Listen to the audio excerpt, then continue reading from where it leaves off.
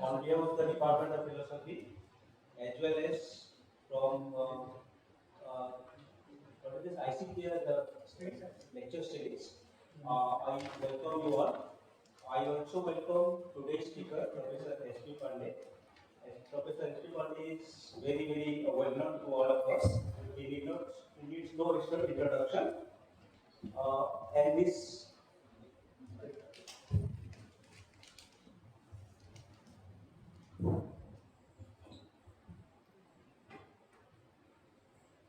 he quite often visit to our department, and he's one of the faculty member of our department. Whenever we call him, he is ready to visit our department, and he has contributed to the academic growth of our department in many ways. So I once again welcome Professor S.P. Pandey. I also welcome Professor Visikant Pandey, ex-HOD of the department, who will be presiding over today's function. And I once again welcome everyone. And next one. Thank you. Now, to make this welcome address more formal, I would request Dr. Neeraj Pandey that he comes and give the bouquet to Professor S.P. Pandey.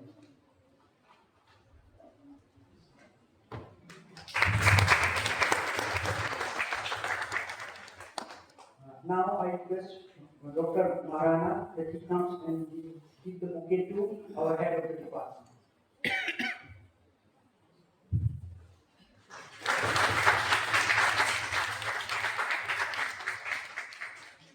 And now I request Dr. Abhishek that he comes and welcome and give bouquet to our chair today for the session, Professor Visikant Pandey.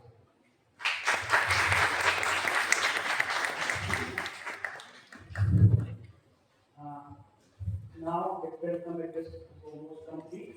I hand over the session to our chair of this particular study sector. Okay, now we request our eminent speaker, Professor S.P. Pandey sir. And before we invite, I will simply tell something about him. He is an eminent scholar of Advaita Vedanta, and in fact, he can say that without textbook, he can narrate whole of the Vedanta Sara. And on the other hand, he is well-known scholar of Sri Aurobindo. Now it would be interesting to see how he balanced the both. On the one hand, the Mayavadi, and on the other hand, the Leelavadi. So, though it is my personal instigation, but it would be interesting to see how he intrigues us and invite the scholars. Thank you.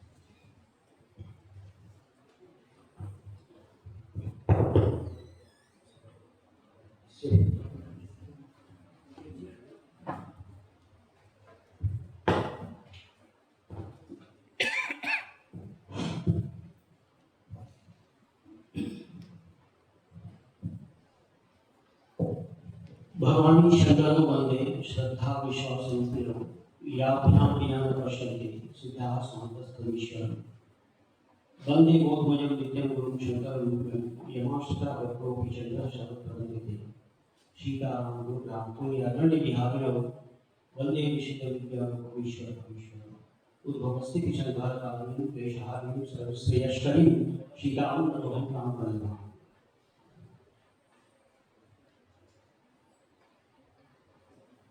आदरणीय विभागाध्यक्ष जी professor Pandey, इस विभाग के हमारे नए colleagues जो appoint हुए हैं और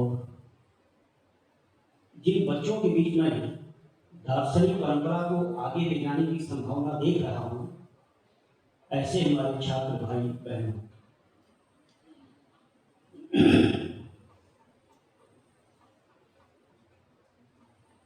श्री अरविंद दर्शन का मैं विशेषज्ञ नहीं हूँ। ये तो क्योंकि हमारे विद्यार्थी रहे हैं तो इन्होंने मेरा कुछ गौरव बढ़ाने के लिए कहा है। मैं विद्यार्थी हूँ उनका, चाहे वो शांकर वेदांत हो या श्री अरविंद हो। लेकिन कुछ बात आपसे जरूर करना चाहूंगा। खासतौर से मेरा व्याख्यान हमारे अध्यापक मित्रों के लिए नहीं होगा क्योंकि आप सब विज्ञ हैं, लेकिन बच्चों के साथ मैं कुछ बात जरूर करना चाहूंगा शैली के दर्शन पर, और उसकी पृष्ठभूमि के लिए मैं थोड़ा सा, आप लोग कुछ जानते हैं, आप सभी जानते हैं, मैं उसके बारे में थोड़ी बात कर रहा हूँ। हम आप जानते हैं कि भारतीय दार्शनिक चिंतन में दो धाराएं प्रबल रूप से प्रभावित होती रही हैं। एक है भौतिकवादी विचारधारा, जो विचारधारा की भौतिक तत्वों को ही मूल मानकर उससे ही पूरे सृष्टि की व्याख्या का प्रयास करती है, और वह विचारधारा आध्यात्मिक विचारधारा का निषेध करती है। उसी तरह आध्यात्मिक विचारधारा जो चेतन तत्व को मूल में मानकर उससे सृष्टि इत्यादि की व्याख्या करती है, और भौतिकवादी विचारधारा का निषेध करती है। आध्यात्मवादी विचारधारा में जो सर्वाधिक महत्वपूर्ण विचारधारा है वह है आचार्य शंकर की विचारधारा। आप सब जानते हैं शंकराचार्य ने कोशिश किया प्रस्थानत्रयी पर भाष्य लिखकर श्रुति, युक्ति और अनुभूति इन तीनों में समन्वय का प्रयास किया, क्योंकि शांकर वेदांत की यह मान्यता थी कि जो श्रुति में हो उसे तर्क से पुष्ट भी होना चाहिए, और जो श्रुति और तर्क से पुष्ट होता हो उसको हमारे अनुभव में भी खरा उतारना चाहिए। कोई ऐसी चीज जो हमारे अनुभव में प्रामाणिक न हो, यदि श्रुति में लिखा है तो हम उसको मानने को तैयार नहीं है। दूसरी बात, यदि कोई चीज श्रुति में है, हमारे अनुभव से प्रमाणित है, लेकिन वो तर्क से भी प्रमाणित नहीं हो रही है, तो उसको भी मानने में कठिनाई है। इसलिए प्रस्थानत्रयी पर भाष्य लिखकर आचार्य शंकर ने इन तीनों में समन्वय स्थापित करने का प्रयास किया। उसका मूल उद्देश्य प्रस्थानत्रयी पर भाष्य लिखने का यही था। आचार्य शंकर ने प्रस्थानत्रयी पर भाष्य लिखने के संदर्भ में, या यूं कह लीजिए कि कुछ ऐसे औपनिषदिक वाक्य हैं जिन औपनिषदिक वाक्यों का प्रयोग कर आचार्य शंकर ने अपनी तत्व मीमांसा और ज्ञान मीमांसा की प्रतिष्ठा की। ब्रह्म सत्यम जगत मिथ्या, आप सब जानते हैं, ये आचार्य शंकर के दर्शन की ज्ञान मीमांसीय प्रतिष्ठा इस वाक्य से होकर है। और आनंदाध्येव परिमाण भूतानि जायन्ते आनंदेन जातानि जीवन्ति आनंदेन प्रद्योषन्ति तज्जनानीति शांतम उपासि जन्माद्यस्य यतः इत्यादि सूत्र के माध्यम से तत्व मीमांसा व्याख्या करने का प्रयास करते हैं। ब्रह्म सत्यम जगत मिथ्या, मैं इसलिए इसको ज्ञान मीमांसा प्रतिपादन कह रहा हूं क्योंकि जहां सत्यता का प्रश्न खड़ा होता है वहां निश्चित रूप से वहां प्रमाण की अपेक्षा की जाती है। जब जगत को मिथ्या कहा जा रहा है तो इसका मतलब है कि सत्यत्व का प्रमाण हमको देना पड़ेगा कि सत्य क्या है, और यदि हम सत्यत्व की प्रतिष्ठा कर रहे हैं तो हम जिसको मिथ्या कर रहे हैं उसके लिए भी हमको प्रमाण देना चाहिए। इसलिए शंकराचार्य ने इस वाक्य के माध्यम से प्रमाण मीमांसा की स्थापना की। गोया कि आचार्य शंकर प्रत्यक्षतः प्रमाण मीमांसीय दार्शनिक नहीं है। आप जानते हैं कि प्रमाण मीमांसा पर स्वतंत्र ग्रंथ लिखने का काम वेदांत परिभाषाकार ने 17वीं शताब्दी में किया। फिर भी ऐसा नहीं है कि अद्वैत वेदांत में ज्ञान मीमांसा उसके पहले नहीं थी। आचार्य शंकर के परवर्ती दार्शनिकों ने ज्ञान मीमांसा के बहुत सारे ग्रंथों पर काम किया और अपने प्रतिपक्षों का उत्तर देने का प्रयास किया। मैं मूलतः पूछे अगर मैं बोल करूं तो श्रीहर्ष का खंडन खाद्य अगर आप देखें तो उसकी भाषा नैयायिकों की जो शब्दावली थी उस शब्दावली को उत्तर देने का प्रयास किया। आचार्य शंकर ने तीसरा काम किया कि ब्रह्म और जगत के बीच के संबंधों की व्याख्या के लिए, मैं इसलिए ये बात आपसे कह रहा हूं क्योंकि एक सत्य है ब्रह्म सत्यम और दूसरा जगत मिथ्या, एक मिथ्या। सत्य और मिथ्या के बीच कैसे संबंध हो सकता है, इस समस्या के समाधान के लिए आचार्य शंकर ने मायावाद का सिद्धांत प्रस्तावित किया। आचार्य शंकर के दर्शन में माया कोई तत्व नहीं है, लेकिन आचार्य शंकर के दर्शन में माया एक लॉजिक है, एक पूंजी है, एक ऐसी पूंजी है जिस पूंजी से कि ब्रह्म और जगत के सत्य और मिथ्यात्व के इन दोनों के संबंधों को आचार्य शंकर उसी पूंजी से खोल लेते हैं और अपने दार्शनिक प्रतिष्ठा में वो सफल हो जाते हैं। माया का जितना शंकर ने माया का जितना सम्मान किया है और माया का जितना अपमान किया है, ये दोनों पर करना पड़ा था।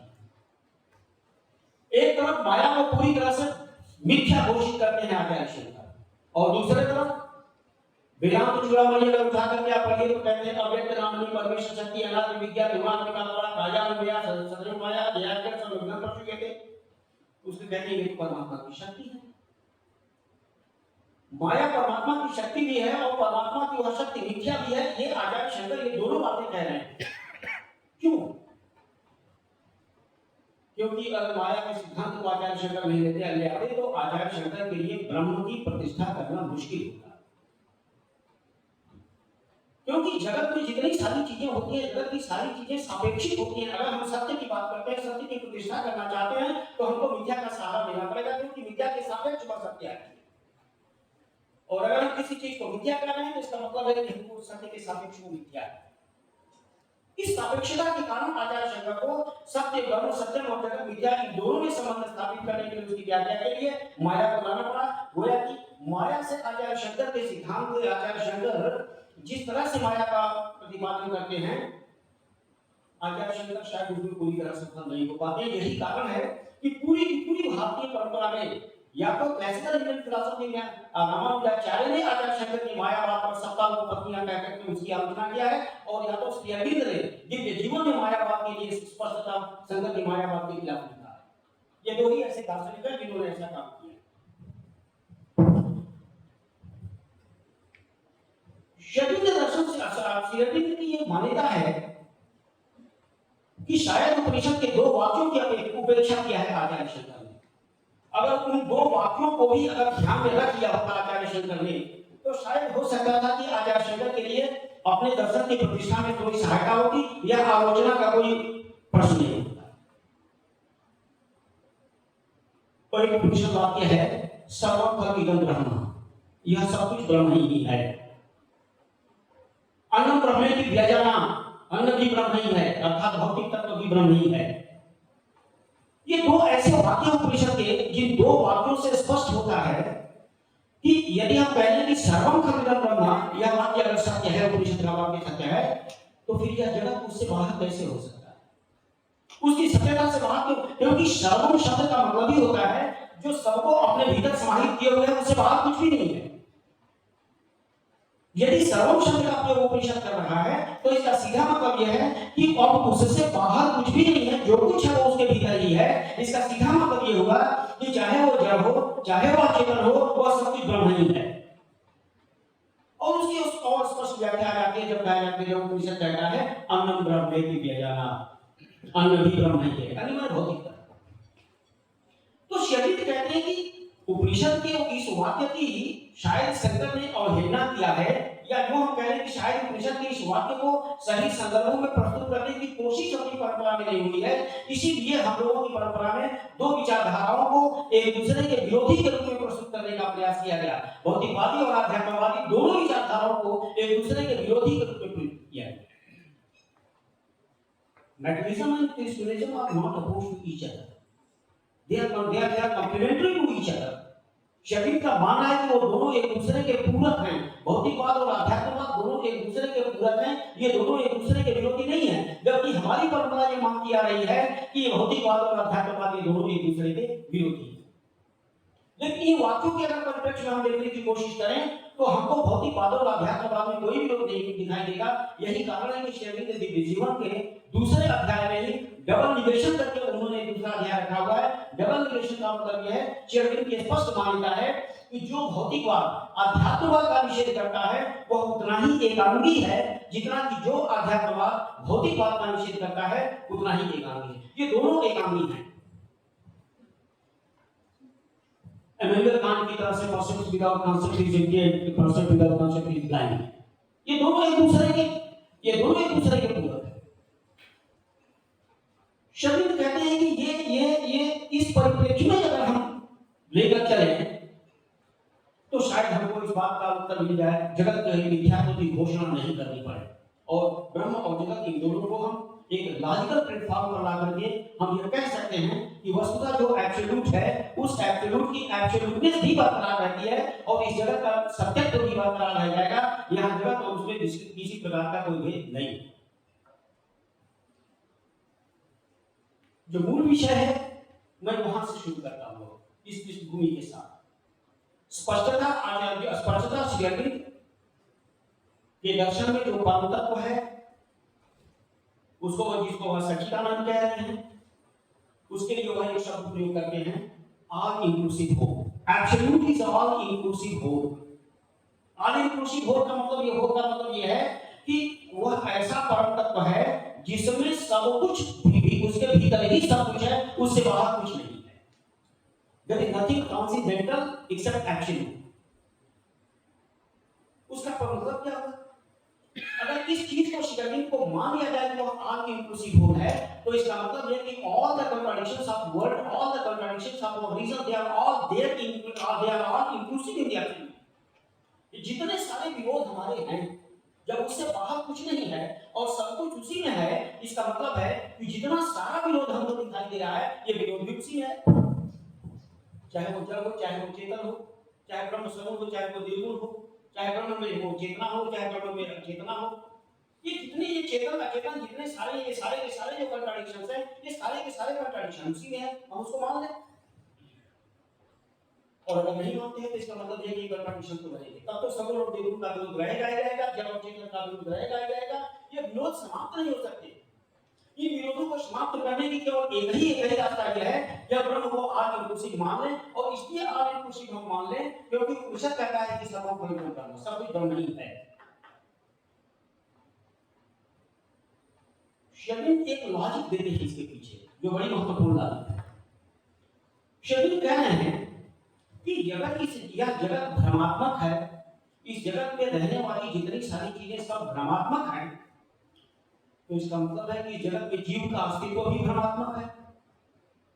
और अगर जीव का अस्तित्व भ्रमात्मक है तो मोक्ष भी भ्रम है, और अगर मोक्ष भ्रम है तो जीव ब्रह्म नहीं बनना पड़ेगा। जो हम कहते हैं कि जीव और ब्रह्म दोनों एक दूसरे से अलग नहीं है, ये भी भ्रम है। तो श्री अरविंद ने एक बड़ा महत्वपूर्ण प्रश्न उठाया है, कहा कि केवल जगत को मिथ्या और भ्रम मान लेने से इतने सारे प्रश्न खड़े होते हैं जो आचार्य शंकर के दर्शन के लिए चुनौती बन जाते हैं। यदि जगत भ्रमात्मक है और जगत, हम आप शंकराचार्य के वेदांत को अगर हम पढ़ते हैं तो जीव की संज्ञा, आत्मा की संज्ञा जीव क्यों होती है, कहां होती है? अयम आत्मा ब्रह्म जब आचार्य शंकर कहते हैं तो वहां कहीं जगत नहीं है, आत्मा और ब्रह्म दोनों एक है। लेकिन जीव की संज्ञा क्यों होती है? जैसे ही हम अपने को कर्ता और भोक्ता मान लेते हैं, वैसी हमारी संज्ञा हो जाती है, जीव हो जाती है। प्रकृति क्रियमाणानि गुणधर्माणि सर्वशः अहंकार विमूढ़ात्मा कर्ता हम इति मन्यते, भगवत गीता कहती है। जैसे ही हम अपने को कर्ता मान लेते हैं कि मैं कर्ता हूं, मैं भोक्ता हूं, वहीं से हमारी जो आइडेंटिटी है, जो हमारी आइडेंटिटी अयम आत्मा ब्रह्म की थी, जो आइडेंटिकल आइडेंटिटी थी ब्रह्म और आत्मा की, वैसे ही वह जीव की आइडेंटिटी में वो परिणत हो जाता है। इसका मतलब है कि जीव का जो जीवत्व है वो सांसारिक है। यदि यह संसार भ्रम है तो इसका मतलब है जीव का वह जीवत्व भी भ्रम है। यदि जीव का जीवत्व भ्रम है तो इसका मतलब कि हम ब्रह्मात्मी या जीव ब्रह्म में बनना पड़ा, यह भी भ्रम है। और अगर यह भी भ्रम है तो फिर अद्वैत वेदांत के लिए मोक्ष भी भ्रम हो जाएगा। और वैसी स्थिति में अगर अद्वैत वेदांत के लिए मोक्ष अगर भ्रम हो जाएगा तो फिर हम अद्वैत वेदांत के लिए फिर हम दूसरे कहां से लॉजिक लाएंगे? ये श्री अरविंद की अपनी सोच है, अप्रोच है, आर्गुमेंटेटिव। शरीर कहते हैं कि इसका बस एक ही तरीका है हमारे पास, और वो जो तरीका ये है कि हम एब्सोल्यूट को केंद्र में मान करके, एब्सोल्यूट को केंद्र में मान करके क्या एब्सोल्यूट को तो माना ही नहीं। शरीर कहते हैं कि सच्चिदानंद, जो उपनिषदों में उसके जिस स्वरूप का निर्धारण किया गया है, ये तीन शब्द हैं, सच्चिदानंद, सच्चित और आनंद। शरीर कहते हैं कि ये तीनों तीन नहीं है, ये त्रयेक हैं, त्रिगुण नहीं है। ये नहीं है कि सत है, चित है और आनंद है, ऐसा नहीं है। जो सत है वही चित है और जो चित है वही आनंद है। हम सच्चित आनंद उसको इसलिए कह रहे हैं क्योंकि हमको अपनी व्याख्या करनी है तीनों शब्दों की। शरीर कहते हैं कि सत का क्या मतलब होता है? आचार्य शंकर ने जब सत्य की परिभाषा किया तो आचार्य शंकर ने सत्य की परिभाषा किया कि जाना बाधितम सत्य, जो तीनों काल में अबाधित हो, that which is not that which is not contradicted to present past और फ्यूचर, किसी में वो कॉन्ट्राडिक्ट नहीं होता। शेरविन कहते कि नहीं, अगर हम इस चीज को मान ले, अगर परिभाषा को मान ले, तो थोड़ी दिक्कत हमको होती है। हमको दिक्कत ये होती है कि जो तीनों कालों में अबाधित होगा वही अगर सत्य होगा तो जगत तो बाधित हो जाता है, जगत तो मिथ्या हो जाएगा। तो शेरविन तीन शब्दों से तीन तरह की व्याख्या करते हैं। शेरविन कहते हैं कि सत्य का मतलब क्या है? शेरविन कहते हैं कि जो सत्य है वह जगत का अधिष्ठान है। मैं यहाँ से इवोल्यूशन की थ्योरी पहले कर रहा हूँ, क्योंकि शेरविन का मानना यह है कि evolution without evolution is impossible. बिना अंतर्लयन के विकास असंभव है। इसलिए मैं आपको थोड़ा सा इवोल्यूशन की स्थिति बताता हूँ, फिर इवोल्यूशन पर उसी के इवोल्यूशन पर शेरविन कहते हैं कि सत्य का मतलब है अधिष्ठान। इस सृष्टि का अधिष्ठान है वो। चित्त का मतलब है इस सृष्टि में जो कुछ क्रियाशीलता है वह उसकी चेतना का परिणाम है। और आनंद क्यों सृष्टि करता है वह इसका उत्तर है। आनंद जो है वो सृष्टि के क्यों का उत्तर है। क्योंकि प्रायः हम पूछते हैं, हम लोग कहते हैं कि अगर ऐसा ही जगत है कि जगत में केवल और केवल दुख ही दुख है, तमाम सारी चीजें हैं, क्या जरूरत है उस ईश्वर को इस जगत को बनाने की, जिसमें जीवों को केवल वो दुख ही दे रहा है, एक से एक हमको दुख के स्वरूप दिखाई दे रहे हैं। अब दूसरे शब्द में कहूं तो जिसको हम प्रॉब्लम ऑफ लिविंग उठाते हैं। शेरविन कहते हैं ऐसा नहीं, सत्य जो है वो अधिष्ठान है। वो ऐसा अधिष्ठान है जिसमें चेतना है, जिसमें चित्त है, लेकिन वो चित्त ऐसा है जो चित्त नॉन एक्टिव है। वहां भी वो एक्टिव नहीं है। उस अधिष्ठान में वो मूल रूप में वो चेतना वहां तो है, लेकिन वो दिखाई नहीं देती हमको। चेतना क्या है, चित्त क्या है? कहते हैं कि उसी अधिष्ठान की पृष्ठभूमि पर जब हमारी चेतना अपना विस्तार करती है, किस रूप में? जगत के रूप में। वो चेतना जब अपने को मैनिफेस्ट करती है तो हम उसको कहते हैं वो चित्त है। चित्त का मतलब होता है जो एब्सोल्यूट है, उस एब्सोल्यूट का जो मैनिफेस्टेटिंग पावर है, उस पावर का प्रोजेक्शन। और उस पावर की तीन विशेषताएं हैं। शेरविन कहते हैं कि उस पावर की तीन विशेषताएं हैं: अनंत आत्म वैविध्य, अनंत आत्म परिसीमन और अनंत आत्म तल्लीनता। Infinite self variation, infinite self limitation, infinite self relation. ये तीन विशेषताएं उसके हैं और तीनों विशेषताएं अनंत हैं। मतलब वह जो चेतना है, जो चित्त शक्ति है, परम शक्ति, वह अपने आप को अनंत रूपों में अभिव्यक्त कर सकती है, अनंत रूपों में अपने को सीमित कर सकती है और अनंत रूपों में वह अपने को सीमित भी कर सकती है, लिमिटेशन सेल्फ लिमिटेशन भी कर सकती है। लेकिन वो इनफाइनाइट ढंग से। क्यों इनफाइनाइट ढंग से? क्योंकि शेरविन कहते हैं कि एब्सोल्यूट तो इनफाइनाइट है ना, तो जो इनफाइनाइट का प्रोजेक्शन होना होगा वो इनफाइनाइट ही होगा। इनफाइनाइट का प्रोजेक्शन कभी भी सीमित नहीं हो सकता। और इसीलिए शेरविन वो पहले दार्शनिक हैं, मैं कहूँगा भारत नहीं बल्कि विश्व के वो पहले दार्शनिक हैं जिनको जब एब्सोल्यूट को जानने की प्रक्रिया के बारे में जब उनसे बात की जाती है तो शेरविन कहते हैं कि उपनिषद तो साफ कह देता है कि निशा करके मदिरा परिणाम दे तो वाचो निवर्तन्ते अप्राप्य मन सासा, हम लोग उसको नहीं जान सकते। फिर भी जानने की बात उपनिषद कहता है कि फिर भी ब्रह्म जिज्ञासा करो भाई, अथातम ब्रह्म जिज्ञासा, आप कीजिए ब्रह्म जिज्ञासा। जिसको नहीं जान सकते उसके ब्रह्म जिज्ञासा का प्रश्न कहां से उठता है? शेरविन कहते हैं कि नहीं, प्रश्न उठता भी है और उसका समाधान भी है। शेरविन कहते हैं कि absolute is unknown but not unknowable, but not unknowable. वो अननोन तो है, हमारे लिए वो अज्ञात है, लेकिन इसका मतलब नहीं कि हम इसका वो अज्ञात बना है। Absolute is unknown but not unknowable. वो हमारे लिए जानना हम उसको जान सकते हैं, लेकिन कैसे जान सकते हैं? शेरविन कहते हैं इसके लिए बहुत एक स्पेशल पहले चीज को इंट्रोड्यूस करते हैं। उसके लिए वो कहते हैं वो लॉजिक ऑफ इनफाइनाइट है। उसके लिए ये शेरविन दर्शन का बहुत बड़ा कंट्रीब्यूशन है एब्सोल्यूट के संदर्भ कि वो कहते हैं कि वो इनफाइनाइट लॉजिक यदि एब्सोल्यूट है तो एब्सोल्यूट की जानने की विधि भी एब्सोल्यूट होनी चाहिए। अगर कोई चीज फाइनाइट है तो हम उसको अपने फाइनाइट रीजन से जान सकते हैं, लेकिन कोई चीज अगर एब्सोल्यूट है तो हम उसको अपने इस फाइनाइट रीजन से नहीं जान सकते। उसके लिए हमको इस फाइनाइट रीजन को ट्रांस करना पड़ेगा और उसको ट्रांस करने का मतलब ये है कि तब हमको फिर उसमें हमको जाना पड़ेगा। अनंत के लिए हम अनंत को जानने के लिए अनंत के तर्क का उपयोग करते हैं। और शेरविन कहते हैं कि अनंत के तर्क के बारे में जब लोगों ने अरविंद से पूछा कि ये अनंत का तर्क है क्या, तो शेरविन ने बहुत मस्त शब्दों में जवाब दिया, what appears magic to us, that is the logic of infinite. हमको जो मैजिक लगता है, what appears magic to us, that is the logic of infinite. हमको जो एक लगता है कि ये तो एक मैजिक है, वो लॉजिक ऑफ इनफाइनाइट है। क्यों?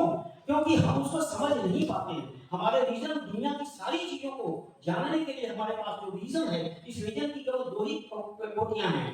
या तो यह लॉ ऑफ कॉन्ट्रडिक्शन के आधार पर चीजों को जानती है, और या तो यह विरोधाभास के नियम से जानती है। तो ये हमारी जो बुद्धि की है, ये दो ही कोटियां, या तो उसको सत्य के रूप में जानेगी, या तो असत्य के रूप में जानेगी।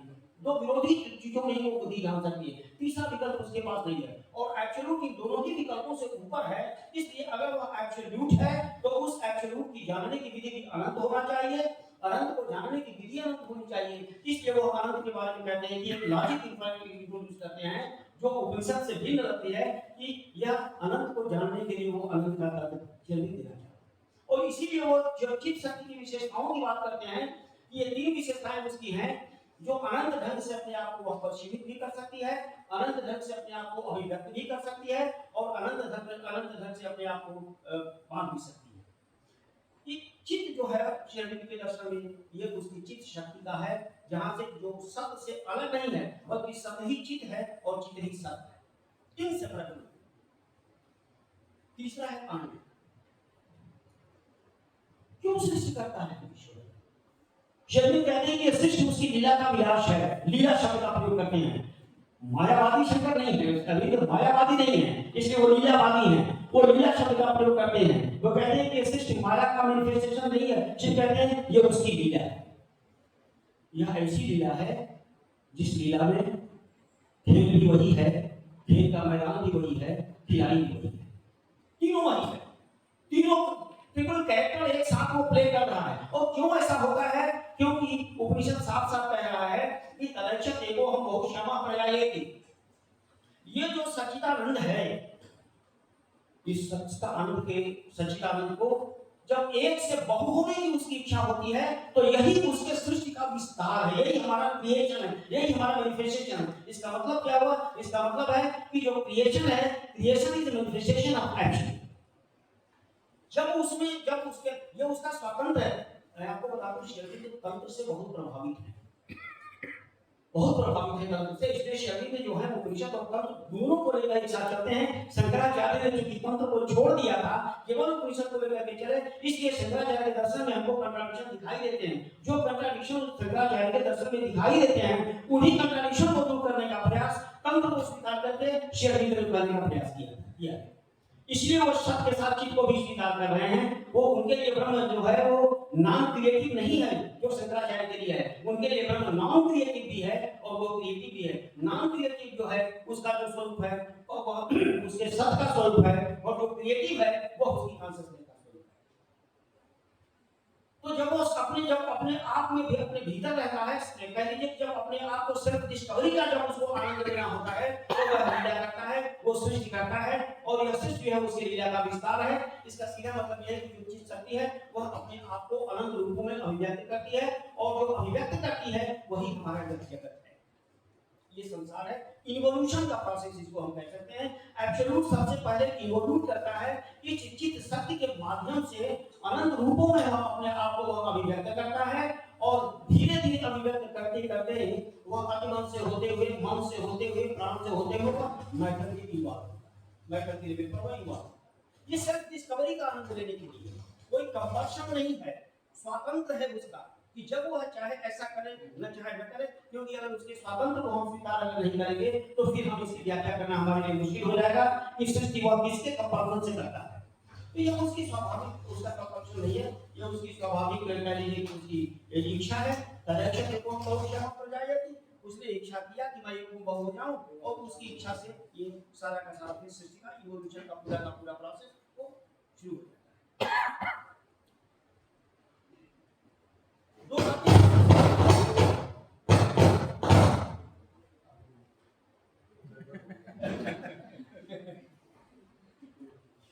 इस इवोल्यूशन के प्रोसेस में दो बातें आपसे और स्पष्ट करना चाहूंगा।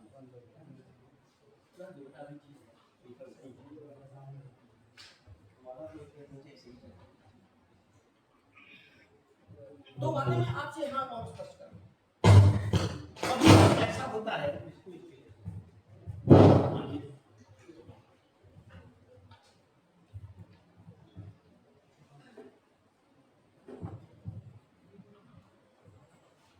आप लोगों ने शेयरिंग के दर्शन को अगर थोड़ा पढ़ा होगा तो उसमें एक डायग्राम बनता है, इवोल्यूशन का एक तरह से बनता है, दूसरी तरफ से इवोल्यूशन।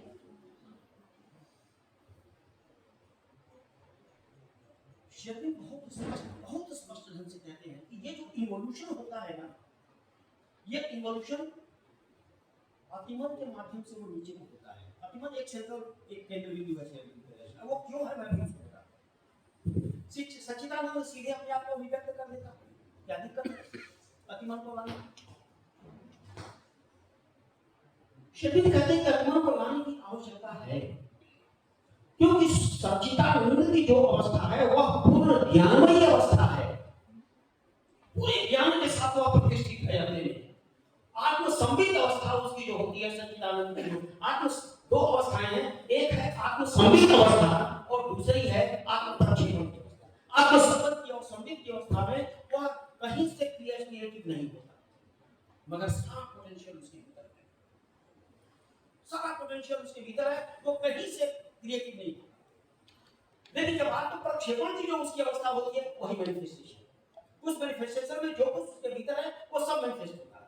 शेरविन कहते हैं कि आत्मा की इसलिए आवश्यकता है क्योंकि जो पूर्ण ज्ञानमयी चेतना है सच्चिदानंद के रूप में, पूरे पोटेंशियल के रूप में जो चेतना है, जब वह अपना अवतरण इस जगत में करेगी तो शेरविन कहते हैं कि प्रकाश के उस अभिघात को बर्दाश्त करना मुश्किल हो जाएगा।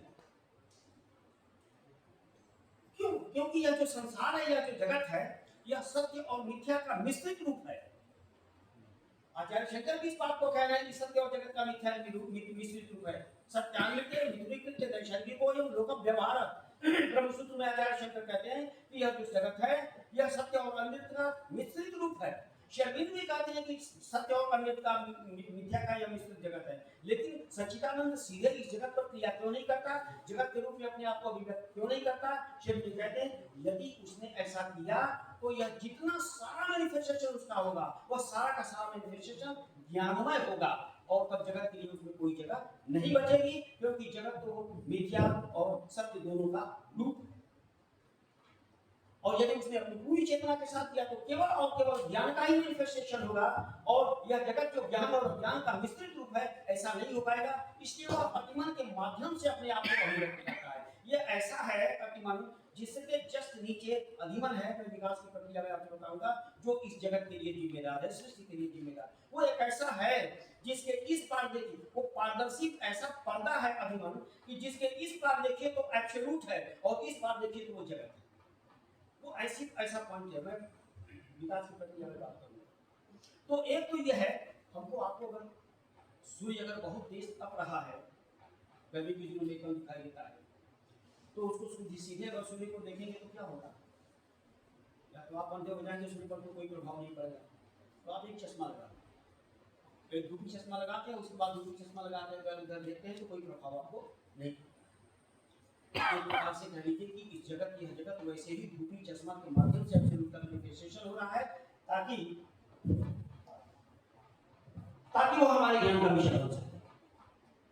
और इस प्रकार से शेरविन का जो मैनिफेस्टेशन जो हो रहा है वो इस पूरे के पूरे जगत में अलग अलग स्तरों पर हो रहा है। नंबर 1। दूसरा ये कि जो उसके अवतरण की मैनिफेस्टेशन की जो अलग अलग क्वालिटीज हैं, जिसको आप अतिमन कहते हैं, मन कह रहे हैं, प्राण कह रहे हैं, मैटर कह रहे हैं, ये जो क्वालिटीज हैं इसके जो अलग अलग ये अवस्थाएं, इन अवस्थाओं में क्वालिटेटिव डिफरेंस है, क्वांटिटेटिव डिफरेंस नहीं है। ये बहुत बड़ी बात क्यों कहते हैं, इनमें क्वांटिटेटिव डिफरेंस नहीं है, क्वालिटेटिव डिफरेंस है। हम सिर्फ कहते हैं कि यहाँ मैथमेटिक्स, हम लोगों की जो मैथमेटिक्स है, जो गणित है, ये हम लोगों की गणित का नियम यहाँ नहीं चलेगा। 1 घंटे में अगर 10 किलो लकड़ी को जलाने के लिए 100 ग्राम आग की जरूरत है, तो 20 किलो लकड़ी को जलाने के लिए कितनी आग की जरूरत पड़ेगी? तब से बच्चा कहेगा कि 200 ग्राम। शेरविन कहते हैं ये मैथमेटिकल लॉजिक नहीं चलेगी। शेरविन कहते हैं कि वो जो चिंगारी है एक 10 किलो लकड़ी को जलाना हो चाहे 10 कुंटल को जलाना हो, वह एक चिंगारी ही पर्याप्त है, वो पोटेंशियल है उसमें। इसलिए शेड्यूल करने की क्वालिटेटिव डिफरेंस यहाँ होता है। क्वालिटेटिव डिफरेंस का मतलब क्या है? क्वालिटेटिव डिफरेंस का मतलब है हमको विभिन्न अवस्थाओं में ये अवस्थाएं तो एक दूसरे से भिन्न हमको प्रतीत होगी, भिन्न हमको दिखाई देंगी, लेकिन इनमें जो चेतना है उस चेतना में कहीं कोई अंतर नहीं है, क्योंकि ये उसी एब्सोल्यूट का मैनिफेस्टेशन है जो एब्सोल्यूट अपनी चेतना के साथ इन सारी अवस्थाओं में अपने आप को इन्वॉल्व करता है। तो जो चेतना शेरविंद के दर्शन में जो सच्चिदानंद है, ये विभिन्न अवस्थाओं में के भीतर एक धागे की तरह से है। जैसे आप देखते हैं कि धागा जो होता है वो तमाम तरह के फूलों को अपने भीतर समाहित कर लेता है, हम लोग माला बना लेते हैं। उसी तरह से यह जो एब्सोल्यूट है, एब्सोल्यूट की जो चेतना है, जो चित्त शक्ति है, जिसका मैनिफेस्टेशन या सारा का सारा जगत है, हर पॉइंट में वह एब्सोल्यूट है। लेकिन ऐसा नहीं है कि मात्रा की कमी उसमें हो। 100 जब सच्चिदानंद था तो 100 हो गया, अतिमन हुआ तो 75% हो गया, नीचे आया तो वह जो है वो 50% हो गया, जड़ तक आते आते वह 0% हो गया। कहते हैं कि नो, नॉट एट ऑल। सच्चिदानंद में जो चेतना है वही चेतना जड़ होती है। ये इवोल्यूशन का प्रोसेस है। अब एक बात और मैं आपको अभी इनकी विशेषता में बता दूं। दुनिया के जितने सारे विकासवादी दार्शनिक हैं, डार्विन से लेकर के और तमाम सारे लोगों ने जो विकास की व्याख्या किया है, उन लोगों ने विकास की व्याख्या किया है कि विकास जो होता है वो नीचे से ऊपर की ओर होता है। 1 2 3 4 5 6 करें तो विकास होता है। शेरविंद कहते हैं कि विकास केवल यही नहीं होता जहां वो नीचे से ऊपर की होता है, विकास ऊपर से नीचे को भी होता है। ये पहले ऐसे दार्शनिक है, शेरविंद पहले ऐसे दार्शनिक हैं जो विकास की व्याख्या एक अलग ढंग से कर रहे हैं। वो विकास के साथ साथ वो प्रतिविकास की भी व्याख्या कर रहे हैं। ऊपर वाले को वह विकास कर रहे हैं और नीचे जो विकसित हो रहा है उसको वो प्रतिविकास कर रहे हैं, जिसको आप इवोल्यूशन कहते हैं। इवोल्यूशन और इवोल्यूशन का प्रोसेस जो आप लर्निंग में देखते हैं, इवोल्यूशन विकास का प्रोसेस है और इवोल्यूशन प्रतिविकास का प्रोसेस है। कहां से लाया था तुमने अरविंद? क्योंकि शेरविंद भी तो पूरी की पूरी अरविंद की हिस्ट्री मैंने नहीं आपको कुछ बताया, क्योंकि आप पढ़ते हो जानते हो। अरविंद तो आपके पूरे ट्रेडिशन से परिचित हैं। गीता पर श्री अरविंद ने ऐसे गीता लिखा हुआ है, उसमें बहुत सारी चीजें आप देखिए, बहुत सारे सावित्री लिटरेचर पर जब उन्होंने काम किया तो सावित्री लिखा, सिंथेसिस ऑफ योगा लिखा, फाउंडेशन ऑफ इंडियन कल्चर लिखा, देवेजी लिखा, बहुत सारा काम किया अरविंद ने। ये कहां से पाया श्री अरविंद ने कि ये विकास नीचे भी होता है? ऊपर जो चीज विकास हो रहा है उसका तो हम जान रहे हैं, लेकिन नीचे का विकास क्या क्या होता है? श्री अरविंद ने कहा कि ये भगवत गीता में है। भगवत गीता में एक अश्वत्थ वृक्ष के बारे में श्री कृष्ण भगवान अर्जुन से कह रहे हैं, और कह रहे हैं वहां की ऊर्ध्वमूलम अधः शाखा, कि वो जो ब्रह्म है, वो जो ईश्वर है, वो ऊर्ध्वमूलम, वो उसका मूल तो ऊपर है और शाखा नीचे। इसका मतलब है कि जो मूल है उस मूल अपने तने के माध्यम से अलग अलग शाखाओं में वो अभिव्यक्त कर रहा है। तो एब्सोल्यूट ऊपर है और यह जगत के रूप में जो कुछ अभिव्यक्त हो रहा है ये उसकी शाखा है। एब्सोल्यूट का विकास ही तो हो रहा है। जो जगत की सारी संभावनाएं सच्चिदानंद के रूप में कंसंट्रेट थी, वो सारी की सारी मैनिफेस्ट होकर के हमारे सामने आ गई। जगत का सारा वैविध्य, जगत का सारा नानात्व, जगत का सारा कुछ जो कुछ है, ये सारा कुछ मैनिफेस्ट होकर के उसी से आ रहा है। तो वह ऊपर है और अपने आप को नीचे में विकसित कर रहा है। और जगत में की प्रक्रिया में हमको क्या दिखाई देता है? जो नीचे है वह अपने आप को ऊपर विकसित करता है। पहले ऐसे दार्शनिक थे जिन्होंने विकास की एक दूसरी व्याख्या भी प्रस्तुत किया, जो डार्विन के विकास से और अपने वैज्ञानिक विकास की प्रक्रिया से अलग की व्याख्या है, और जिसके लिए उन्होंने वो भगवत गीता का उदाहरण देकर के कहते हैं, ऐसे नहीं बोल रहे हैं, कहते हैं कि ये प्रतिविकास की प्रक्रिया है। ये प्रतिविकास क्या है? ये अंतर्लयन की प्रक्रिया है। एब्सोल्यूट अपने आप को इस जगत के रूप में मैनिफेस्ट करता है। यह मैनिफेस्टेशन एक प्रकार से उस एब्सोल्यूट का विकास है और वो मैटर तक आता है। शेरविंद कहते हैं कि मैटर के लेवल पर क्या है? मैटर के लेवल पर कहते हैं कि हमको कॉन्शियसनेस वहां एकदम हमको दिखाई नहीं देती है। शेरविंद कहते हैं कि अगर हमारे बुद्धि के पास अगर उस मैटर में जानने की अगर क्षमता हो, दिखाई देने की अगर हमारी बुद्धि में अगर कहीं कुछ होता, तो शायद हम उसको मैटर को इस रूप में डिफाइन नहीं करते कि उसमें कॉन्शियसनेस नहीं है। क्योंकि मैटर का सीधा मतलब है कि हम मैटर को कहते हैं कि मैटर का कोई अगर आपसे पूछे कि सर वो जड़ क्या है, तो आप सीधे कह देते हैं कि सब जिसमें चेतना का भाव। और शंकराचार्य ने इसी रूप में परिभाषित भी किया है। सच्चिदानंद की परिभाषा में जब शंकराचार्य से पूछा गया कि सच्चिदानंद क्या है, तो कहते हैं सत्य वह है जो असत नहीं है, चित वह है जो जड़ नहीं है, आनंद वह है जो दुख रूप नहीं है। इसलिए शंकराचार्य के दर्शन में विरोध हुआ। शंकराचार्य के दर्शन में सत और असत का विरोध हो गया, जड़ और चेतन का विरोध हो गया, आनंद और दुख का विरोध हो गया। लेकिन शरीर कहती कि ऐसा नहीं है। हम मैटर को, मैटर में कॉन्शसनेस है, उसको जानने की क्षमता हमारे पास नहीं है। अगर हमारे पास कोई ऐसी दृष्टि डेवलप कर जाती कि हम जड़ में भी चेतन को देख सकते थे, तो शायद हम यह कहने नहीं कहते कि ये जड़ है, इसमें कोई चेतना नहीं। और श्री अरविंद कहते हैं कि जिन लोगों ने जड़ में चेतना देखने की कोशिश की है, वहां चेतना उनको दिखाई दी है। पौराणिक उदाहरण मैं अगर आपको दूं तो प्रहलाद को खंभे में भी चेतना दिखाई दे रही थी, और वहीं हिरण्यकश्यप उसका पिता था जिसको नहीं दिखाई दी। उस मैटर में भी कॉन्शसनेस उसको दिखाई दी कि यही नृसिंह भगवान इसी में है, मगर उसको दिखाई नहीं दे रही है कि उसको नहीं जाता है। तो जानने की क्षमता क्योंकि जिसमें है, वह मैटर को ही कॉन्शसनेस के रूप में ही देखेगा। वह यह देखेगा कि जो मैटर है उसी एब्सोल्यूट का मैनिफेस्टेशन यह भी है, तो कैसे कॉन्शसनेस इसमें नहीं होगा। नाशते विद्यते भावो नाभावो विद्यते सता। भगवद गीता कहती है नाशते विद्यते भावो नाभावो विद्यते सता। सत का अभाव नहीं हो सकता और असत का भाव नहीं हो सकता। तो जो चीज जहां नहीं है वहां से वो चीज नहीं उत्पन्न हो सकती है, और जो चीज जहां से है, जहां है, उसको वहां समाप्त नहीं किया जा सकता। ये बहुत बड़ी कॉमन बात है। इसलिए मैटर में भी हमको कॉन्शसनेस मानना पड़ेगा कि वहां भी चेतना है, क्योंकि अगर हम मैटर में कॉन्शसनेस को नहीं मानेंगे तो मैटर से एब्सोल्यूट के विकास की प्रक्रिया की हम व्याख्या नहीं कर सकते। तब तो जड़ और चेतन का द्वैत वही हो जाएगा। एब्सोल्यूट कॉन्शसनेस है तो मैटर कहां से आया, तो मैटर फिर तो मैटर और कॉन्शसनेस की जो व्याख्या है वो अंततः ड्युअलिज्म मेंटेन रह जाएगा, जिस तरह से सांख्य में मेंटेन है। शेरवी कहते हैं कि अगर हमको ड्युअलिज्म को हटाना है, अगर ड्युअलिज्म को खत्म करना है, तो हमको उसके लिए हमको एब्सोल्यूट का इंटीग्रेटेड फॉर्म हमको स्वीकार करना पड़ेगा, और दूसरा यह कि हमको मैटर में भी चेतना को स्वीकार करना पड़ेगा। अर्थात भौतिक तत्व भी ब्रह्म नहीं है, अन्नम ब्रह्मेति व्यजानात्, इस उपनिषद वाक्य को हमको स्वीकार करना पड़ेगा। ये इवोल्यूशन की प्रक्रिया है, उस एब्सोल्यूट के इवोल्यूशन की प्रक्रिया। विकास की प्रक्रिया में जो मैटर में कॉन्शसनेस है, उस कॉन्शसनेस का मैनिफेस्टेशन होना, विकास होना है, पुनः उसको सच्चिदानंद होना है। शेरवी कहते हैं कि विकास की दो प्रक्रिया है, होती है। एक विकास की प्रक्रिया है जो इंडिविजुअल इवोल्यूशन की प्रक्रिया है, वैयक्तिक विकास की प्रक्रिया है, जैसे हम और आप हैं, अपने अपने ढंग से हम लोग अपना विकास कर रहे हैं। और एक दूसरे विकास की प्रक्रिया है जिसको वो वैश्विक विकास कह रहे हैं, कॉस्मिक इवोल्यूशन कह रहे हैं। एक इंडिविजुअल इवोल्यूशन, दूसरा कॉस्मिक इवोल्यूशन।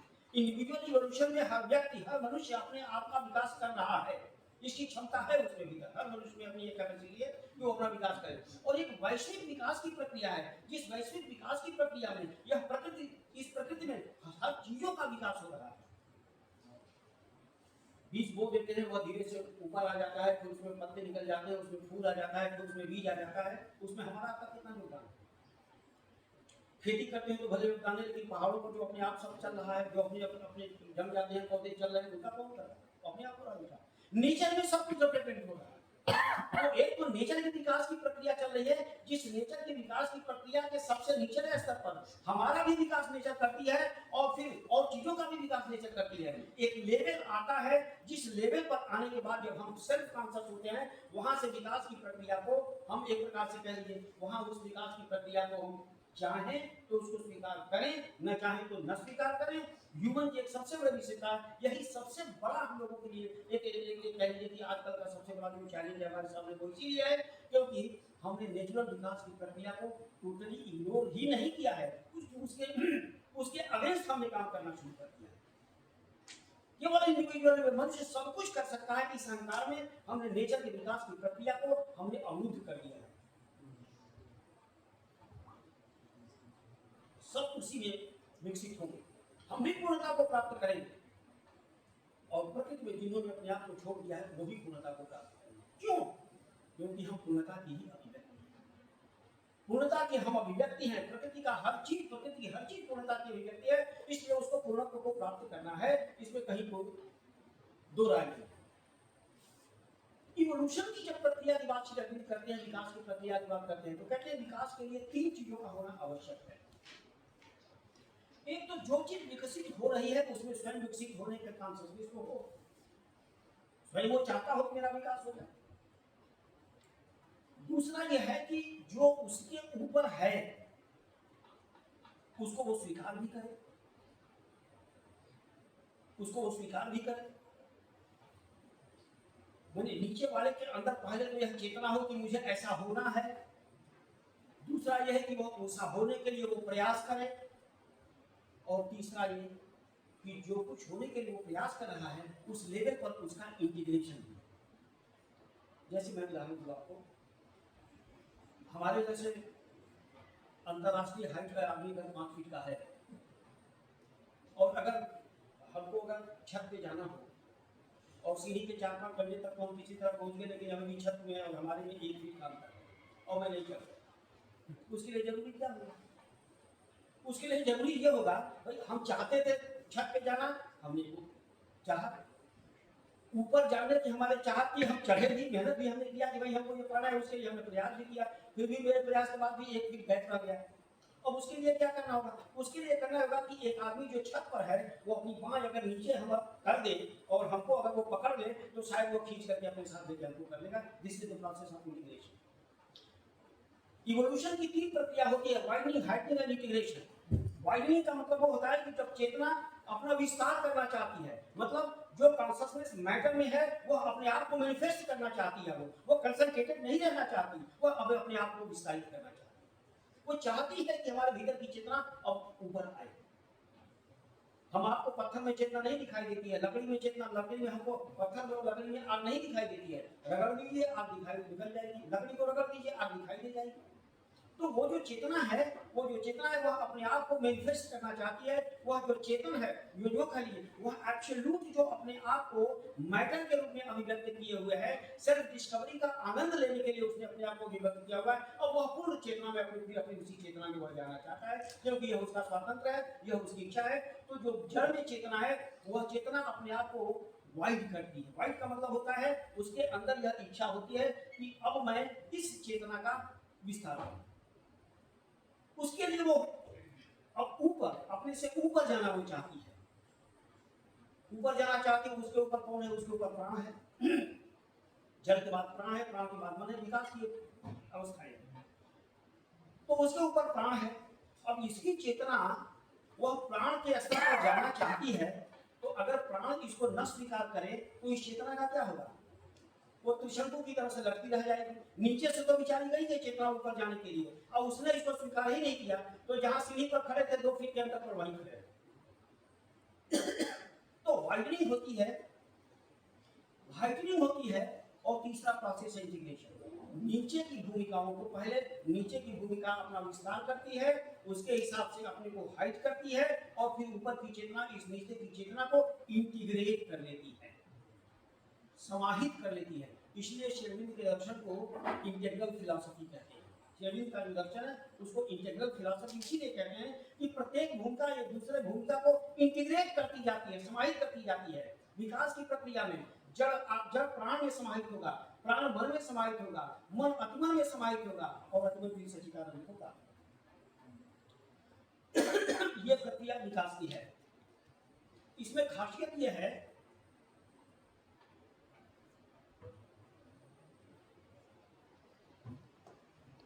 आप इस प्रक्रिया को देखेंगे तो धीरे धीरे धीरे एक समय था जब हम लोग यह मानते थे कि जड़ में कोई चेतना नहीं होती है, पेड़ों में कोई चेतना नहीं होती। जगदीश चंद्र बसु ने यह साबित कर दिया कि नहीं, पेड़ों में भी कॉन्शसनेस होती है, उनमें भी संवेदना है। किसी पेड़ के पास अगर बांसुरी आप लगातार बजाते हैं तो उसमें भी देख लीजिए, और किसी के यहाँ क्या करके आप रोज वहाँ आग जलाते हैं तो दोनों में दोनों पेड़ को देख लीजिए, आपको पता चल जाएगा कि कितनी संवेदना है। श्रीरविंद कहते हैं कि जब ये जड़ से प्राण, प्राण से मन का लेवल पर जब ये चेतना जाती है, वाइडनिंग, हाइटनिंग और इंटीग्रेशन करते हुए, तो श्रीरविंद कहते हैं कि पशु का जो स्तर है, तो पशु और मनुष्य में कुछ बेसिक सिमिलरिटीज हैं और कुछ डिससिमिलरिटीज हैं। पशु में भी संवेदना है, मनुष्य में भी संवेदना है। पशु भी खाता पीता है अपने लिए, हम भी खाते पीते हैं अपने लिए। आहार निद्रा भय मंच सामान्य वेदक तत्व नराम, आहार निद्रा भय और मैथुन, इन चारों में मनुष्य और पशु समान है। लेकिन धर्मो ही देशम अधिक विशेषा, मनुष्य के पास कुछ एक अतिरिक्त धर्म है, धर्म बुद्धि के वहां प्रयोग किया गया है। बुद्धि उसके पास है जो स्पष्टता से अपने को ऊपर ले जा सकती है। और स्पष्टता से ऊपर जब हो जाती है तो श्री अरविंद एक लाइन कोट करते हैं कि पशु एक ऐसी निर्ज्ञानमयी प्रयोगशाला है जहां से मनुष्य का उद्भव होता है। वो निर्ज्ञानमयी प्रयोगशाला कह रहे हैं। पशु के पास ज्ञान नहीं, उसके पास केवल प्रवृत्तियां होती हैं। भूख लगी, उसको खाना चाहिए। वो आपके खेत का खाएगा कि वो दूसरे का खेत का खाएगा, उसको ये पता नहीं। लेकिन मनुष्य के पास तो बुद्धि है, वो यहाँ सोचेगा कि नहीं, जिस पर हमारा हक नहीं जानते, वो भूखा रह जाएगा, कोई बात नहीं। प्रवृत्तियां जो होती हैं उससे पशु संचालित होता है। मनुष्य में एक विशेष विशेषता यहाँ संवेदना और स्वसंवेदना जो पशु की होती है, वो संवेदना और स्वसंवेदना के बीच से एक ऐसे मनुष्य का आविर्भाव होता है, श्री कहते हैं, जहाँ वह मनोमय होता है, मन भी उसके पास होता है, बुद्धि भी उसके पास होती है, और चेतना का तो विस्तार वो है ही। लेकिन यह जो मनुष्य है, इस मनुष्य का विकास भी जब होता है तो ये 3 प्रकार के मनुष्य होते हैं। एक भौतिक मनुष्य होता है, एक प्राणिक मनुष्य होता है, और एक आध्यात्मिक मनुष्य होता है। 3 की अवस्थाएं वहां भी विकास की है। जो भौतिक मनुष्य है वो केवल 4 बात की तरह से रहता है।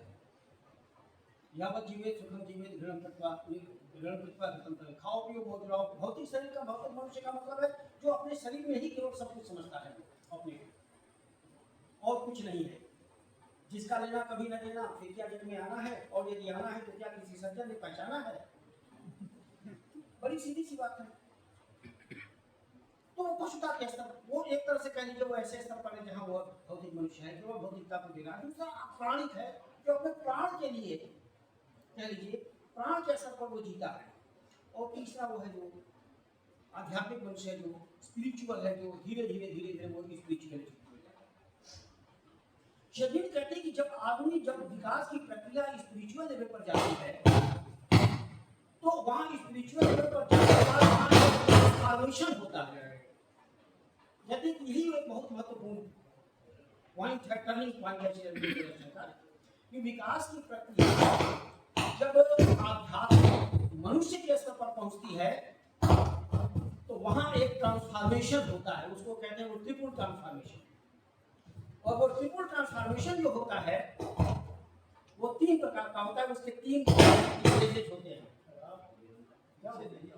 मुझे आवाज तो मेरी जा रही होगी बच्चों, क्यों आ रही है आवाज, आ रही है ना? सबके पास कह रहा हूँ, मेरे पास नहीं। आवाज जा रही थी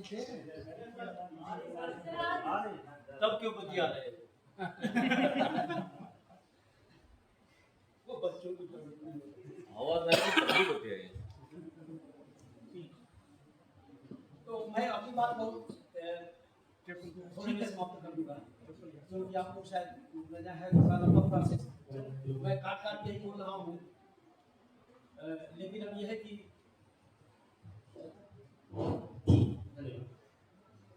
क्या है, बदल दे रहे, थोड़ी देर भौतिक मनुष्य और प्राणिक मनुष्य के बाद जो विकास की प्रक्रिया है वो आध्यात्मिक मनुष्य के लेवल पर चलती है। समाज में भी हम आप देखते हैं कि 3 तरह के लोग दिखाई देते हैं। कुछ लोगों का संबंध केवल अपने ही शरीर से है, दूसरे खंडे हैं। कुछ लोग ऐसे हैं जो प्राणी के स्तर पर एक दूसरे के साथ जुड़े हुए होते हैं, जो हमारे प्राण है वही इसमें भी है, वही उनमें भी है, वही उनमें भी है, इसलिए वो किसी को सताना नहीं चाहिए। स्पिरिचुअल ट्रांसफॉर्मेशन जब होता है चेतना का, तो शेरविन कहते हैं कि इसके 3 लेयर्स हैं। एक साइकिक ट्रांसफॉर्मेशन होता है, एक स्पिरिचुअल ट्रांसफॉर्मेशन होता है, और एक सुपरामेंटल ट्रांसफॉर्मेशन होता है। शेरविन कह रहे हैं कि एक बात बहुत स्पष्ट कह रहे हैं कि ये जो पुनर्जन्म है, इस यात्रा को पूरा करने के लिए बहुत आवश्यक है। अगर इंडियन ट्रेडिशन में जिस पुनर्जन्म की थ्योरी को स्वीकार किया गया, अगर उसको न स्वीकार किया जाए तो फिर हम इसकी व्याख्या नहीं कर सकते हैं कि मनुष्य अपने लक्ष्य को कैसे प्राप्त करेगा। आज हम 10 फीट की ऊंचाई पर चढ़े, अगले बार आए तो फिर उसी 10 पर चढ़ रहे हैं, फिर पर कैसे चढ़ेंगे? हमको मानना पड़ेगा कि पहले हम जिस 10 फीट पर हम चढ़े थे, अब हमको 10 से 20 तक चढ़ने के लिए दूसरा जन्म मिला, 20 से 30 तक जाने के लिए। शेरविन कहते हैं, इसलिए कहते हैं पुनर्जन्म के बारे में शेरविन कहते हैं कि यह कोई भयंकर प्रमाद या पतन नहीं है, यह एक दिव्य सुअवसर है।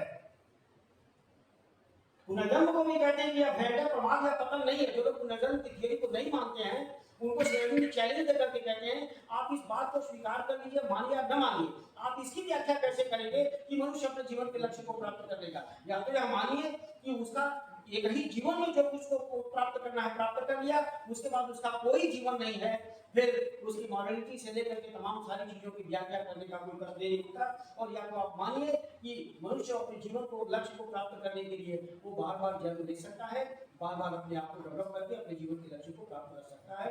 जन्म जन्म उन जतन कराही अंतराम कछुआवत नहीं, तुलसीदास कहते हैं बहुत जन्म जन्म तक तपस्या करने के बाद भी राम रूप से नहीं आता है, जिसके कारण लोग पुनः इस संसार में जन्म लेते हैं। पुनर्जन्म पुनर्विवर्णम जननी पुनर्जन्मनि जठरे शयनम, आचार्य शंकर कह रहे हैं। इसका मतलब है कि पूरी परंपरा पुनर्जन्म का ये करिए, क्योंकि पुनर्जन्म एक अवसर है हमारे लिए, it's a greatest opportunity human being to develop himself.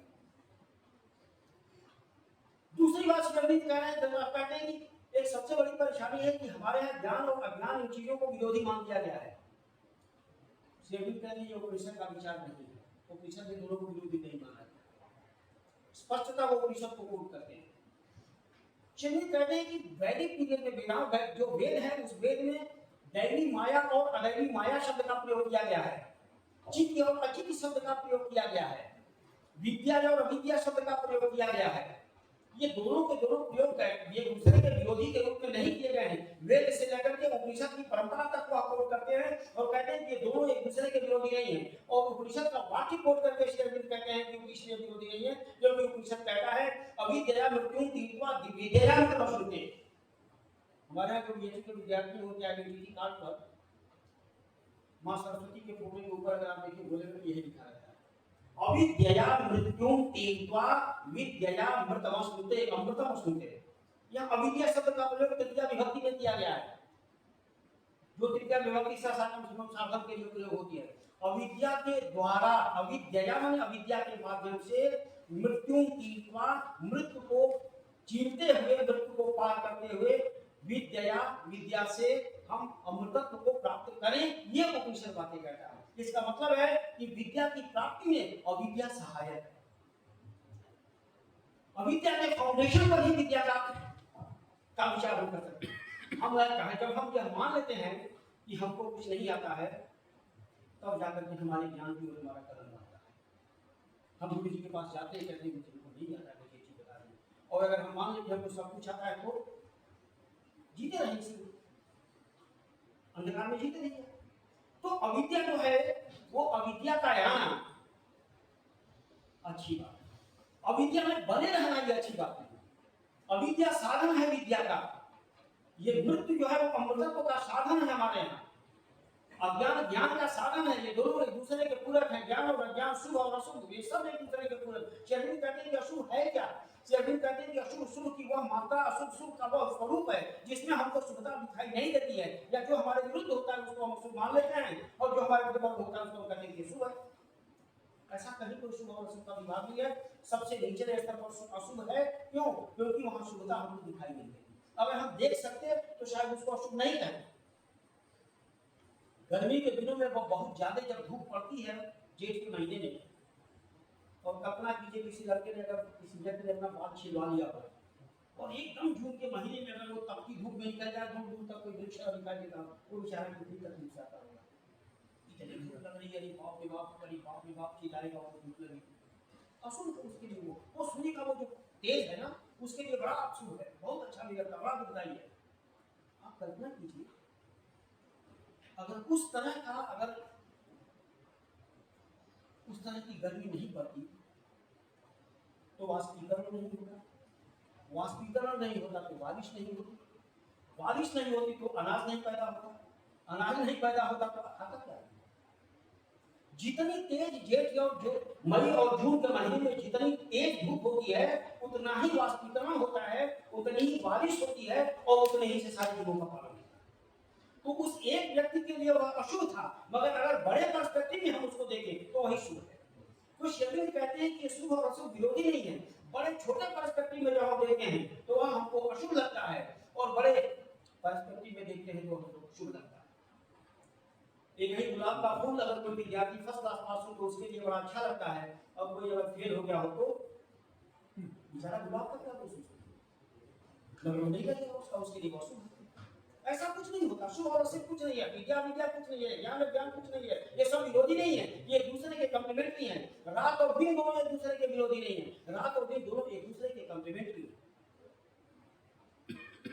हालांकि शंकराचार्य दोनों में विरोध मानते हैं, आचार्य शंकर रात और दिन दोनों का विरोध रूप मान करके चलते हैं कि मैं उसमें नहीं चलता।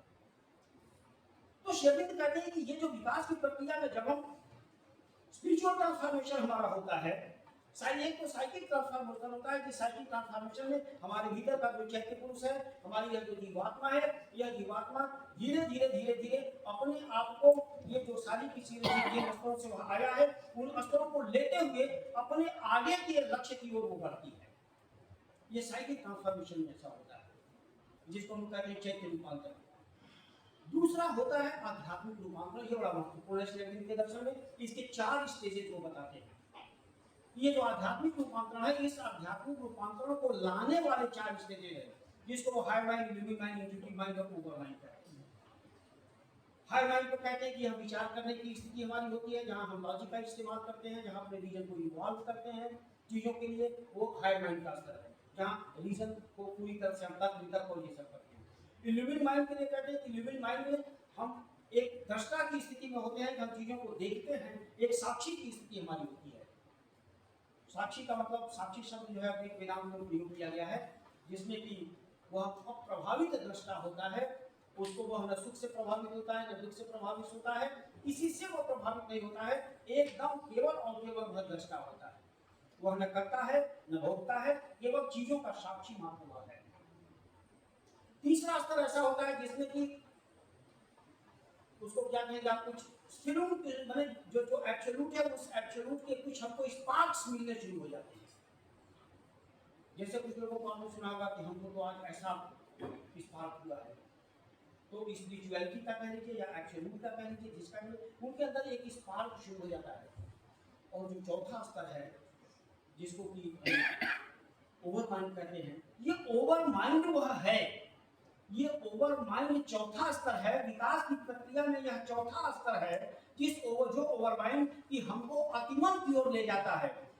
इवोल्यूशन की प्रक्रिया में अधिमन हमको अतिमन की ओर ले जाता है, और इवोल्यूशन की प्रक्रिया में वह हमको जगत की ओर ले जाता है। ये एक ऐसा, मैंने आपको बताया था कि एक ऐसा पर्दा है जिस पर्दे के इस पार सारा का सारा जगत है, और उस पर्दे के उस पार वो एब्सोल्यूट है, दिखाई दे रहा है हमको, आपको दिखाई दे रहा है कि उस पार क्या है, इस पार क्या है। लेकिन अगर इस पार हम चले आए तो जगत में चले आए, और उस पार चले गए तो हम अतिमन में चले गए। ये ट्रांसफॉर्मेशन जो होता है, अधिमन का ट्रांसफॉर्मेशन लेवल पर जो होता है, वह अतिमन पर जाता है, और अतिमन से फिर हम वही आनंद, चित्त और सत्य की ओर होते हुए फिर वो सच्चिदानंद की स्थिति को प्राप्त हो जाता है। इसका मतलब है कि जिस एब्सोल्यूट ने अपने को आत्म संकेंद्रित अवस्था में पहले रखा था, सेल्फ कंसंट्रेशन की अवस्था में रखा था, वह अपने आप को फिर सेल्फ डिस्कवरी का आनंद लेने के लिए उसने अपने आप को मैनिफेस्ट करके वो नीचे की जड़ के स्तर तक आया, और फिर वह धीरे धीरे अपने आप को इवोल्यूट करते हुए, विकास करते हुए फिर वो अपनी जगह पर वो फिर अपने सेल्फ कंसंट्रेशन की स्थिति में प्राप्त हो जाता है। तो सेल्फ कंसंट्रेशन से अपने आप को इवोल्यूट करना, यह भी विकास की प्रक्रिया है, और मैटर से एब्सोल्यूट की ओर जाना वह भी विकास की प्रक्रिया है। यहाँ मैटर से एब्सोल्यूट की ओर जो विकास की प्रक्रिया है, ये हमारे वैज्ञानिक विकास की प्रक्रिया है, जिसको डार्विन से लेकर तमाम लोग स्वीकार करते हैं। लेकिन शेरविंद कहते हैं एब्सोल्यूट का जो मैटर के रूप में जो अवतरण हो रहा है, यह भी एक विकास है, इसको भी हमको विकास के रूप में लेना चाहिए। इसलिए शेरविंद कह रहे हैं विकास की एक चक्रीय प्रक्रिया चलती है। अपने आप को वो अभिव्यक्त करते करते मैटर में आ रहा है, फिर मैटर से एब्सोल्यूट की ओर जा रहा है, चला। लेकिन शेरविंद कहते हैं इसका मतलब ये नहीं कि creation is condition, creation is never condition in शेरविंद फिलॉसफी। वो कंडीशन नहीं है कि सिर्फ करता ही रहेगा, ऐसा नहीं है। ये उसका अपना आनंद है, जो जब चाहता है आनंद लेना तो कोशिश करे। और ये जानते हैं एक और बड़ी महत्वपूर्ण बात शेरविंद कहते हैं कि ऐसी सृष्टि के मैनिफेस्टेशन की प्रक्रिया में जब वह चेतना अपने आप को इन्वॉल्व करती है तो वह ज्ञान पूर्वक अज्ञान में अपने आप को मैनिफेस्ट करती है, इन्वॉल्व करती है। ये बहुत महत्वपूर्ण बात होता है। वो ज्ञान पूर्वक अज्ञान में अपने आप को इन्वॉल्व करती है। क्यों? सेल्फ डिस्कवरी का आनंद लेने के लिए। हम आप भी कब ऐसा करते हैं, हम आप भी ऐसा करते हैं। जैसे मान लीजिए कि आप इलाहाबाद यूनिवर्सिटी से किसी चौराहे पर आप गए, वहां कोई दृश्य आपने देखा, किसी की चप्पल से पिटाई हो रही है, बड़ा मजा आया, आप चले गए, मॉर्निंग पे चले गए। तब तक कोई लड़का उधर से आपका मित्र आया और आकर के अगर आपसे वो कहता है अरे आप तुमको मालूम है चौराहे पर क्या हुआ, सब देख के आप आए हैं, भी आप कहें क्या? क्यों? वो जो आनंद आपको मिला था उसी आनंद को पुनः पाना चाहते हैं। तो ज्ञान पूर्वक आनंद, ज्ञान पूर्वक का ज्ञान में अपने आप को इन्वॉल्व कर रहे हैं, नोइंगली इन्वॉल्व कर रहे हैं आपको उस अज्ञान में। एब्सोल्यूट नोइंगली इन्वॉल्व करता है अपने आप को इग्नोरेंस में। इसलिए श्रीमती कहते हैं सृष्टि क्या है? सृष्टि अज्ञान में आत्मा का निमज्जन है। Creation is influence of absolute, influence of absolute in spirit. ये कह रहे हैं कि ये ज्ञान पूर्वक अज्ञान में अपने आप को डालता है। जो ज्ञान पूर्वक अज्ञान में अपने आप को डालता है वह कभी अज्ञान में फंसता नहीं है, लेकिन जो अज्ञान पूर्वक अपने आप को अज्ञान में डालता है वही फंसता है। इसलिए श्रीमती कहते हैं कि चूंकि एब्सोल्यूट का जान करके उसका अवतरण हुआ है मैटर तक, इसलिए इस प्रक्रिया में मैटर से एब्सोल्यूट की ओर जाने में भी उसको किसी तरह की कोई परेशानी नहीं है, क्योंकि यह पूरी ज्ञानमय चेतना है। जो ज्ञानमय चेतना ऊपर से पूरी की पूरी इस पूरी सृष्टि की प्रक्रिया तय कर रही है, अनकंडीशनड सृष्टि की प्रक्रिया में शेयर के समर्थक है। और विकासवाद की जो बात मैंने किया आपको कि अरविंद एक ऐसे दार्शनिक है जो वैज्ञानिक विकास की प्रक्रिया के अलावा भी एक विकास की परिभाषा वो दे रहे हैं। इतने इस समय में जो कुछ थोड़ी जल्दी में मुझे करना पड़ा, क्योंकि ये चैप्टर तो कम से कम 3-4 वीक का है, नहीं कम से कम मैटर से लेकर माइंड तक के बीच की क्या स्थिति होती है, माइंड से लेकर के जो है वो मन से विकास कैसे होता है। लेकिन छोटे में जो कुछ मुझसे बल पड़ा मैंने आपको अपनी बात पहुँचाने की कोशिश किया है। सफलता असफलता में नहीं जानता या आप पर निर्भर करता है, लेकिन आपने मेरे इस ज्ञान का ज्ञान पूर्वक संवर्धन किया है, इसके लिए मैं आपको बहुत बहुत धन्यवाद देता हूँ। अध्यक्ष अपने मित्र को बधाई देता हूँ, पांडे को, सारे कलीग्स को और सारे जो हमारे छात्र भाई और छात्र भाई बहनें जो बैठे हैं। इसमें कुछ तो हमारे ही 6-7 पढ़ाए हुए बच्चे बैठे हैं, वहीं से काफी लोग क्या सुनोगे अब उनको, कुछ सुन यही आ रहे। तो मैं आप सबका बार बार धन्यवाद करता हूँ और इस कथा भूमि प्रयाग को मैं प्रणाम करता हूँ। धन्यवाद।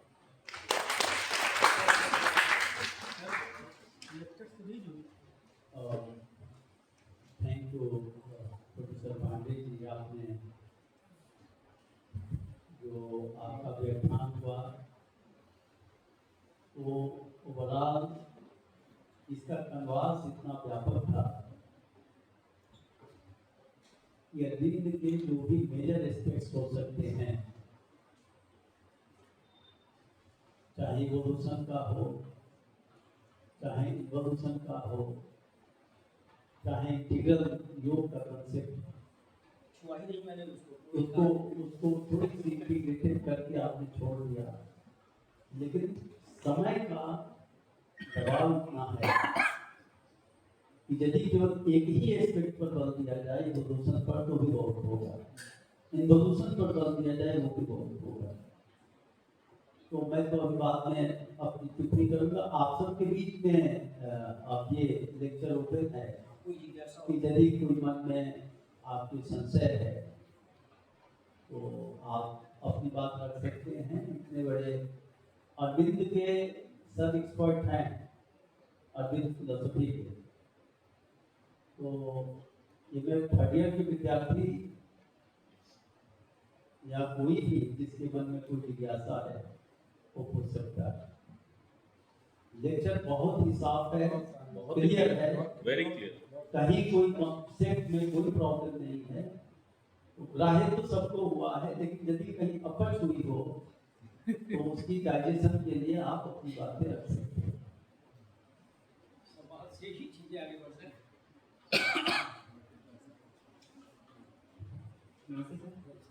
सर मेरा प्रश्न यह है कि लास्ट में आपने ये एग्जाम्पल दिया कि वह अज्ञानतापूर्ण मतलब जो एब्सोल्यूट है टेक्स्ट है वह अज्ञानतापूर्वक जो है ज्ञानपूर्वक अज्ञानता में। सर मेरा प्रश्न यह है कि क्या उस एब्सोल्यूट के पास अपनी कोई अनवरत आनंद अंतर्निहित नहीं है जिसकी वजह से अज्ञानता में उसको निहित करके तभी ज्ञान प्राप्त करना होता है कुछ इस तरह की क्रिया कर लीला करके।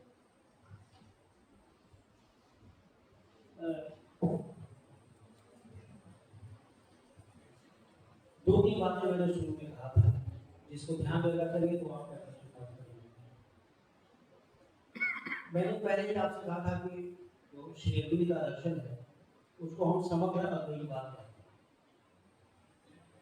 और समग्र अद्वैतवाद का मतलब ये होता है कि समग्र का मतलब ये होता है सब कुछ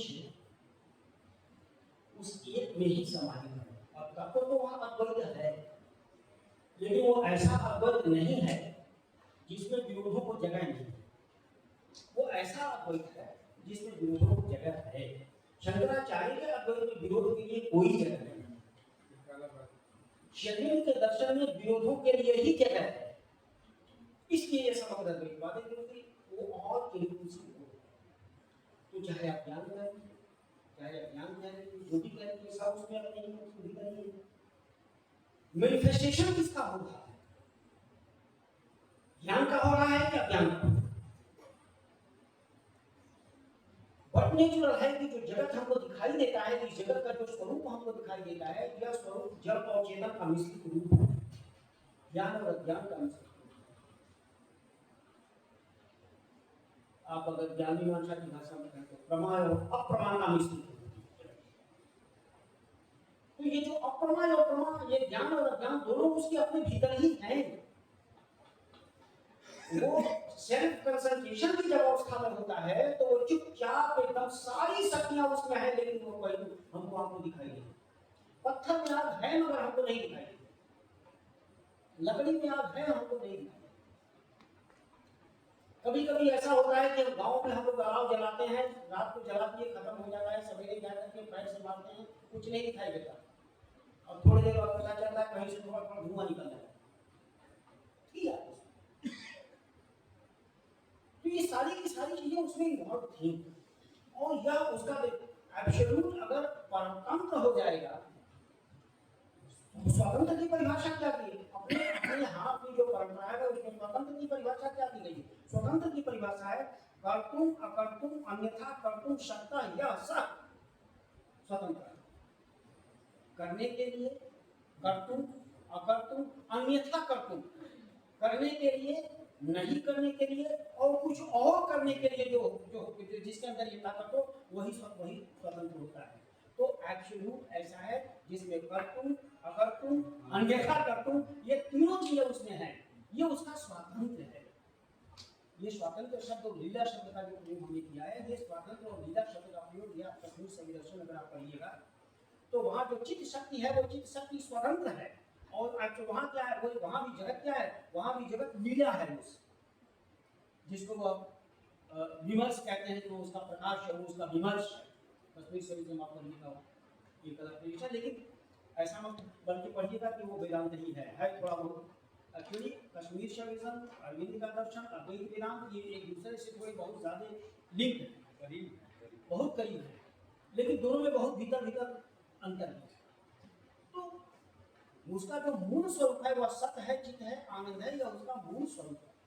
जब वह अपने ही स्वरूप का आनंद लेना चाहता है, कभी कभी हम आप भी ऐसा करते हैं, आईने के सामने हम खड़े हो जाते हैं, जरा देखो तुम्हें कैसा लग रहा है, हम आप भी करते हैं। आईने, और मैं क्या कहूँ, एक शेर मुझे याद आता है कि आईने में अपनी अदा देखते हैं वो, आईने में अपनी अदा देखते हैं वो, और ये भी देखते हैं कि कोई देखता न हो।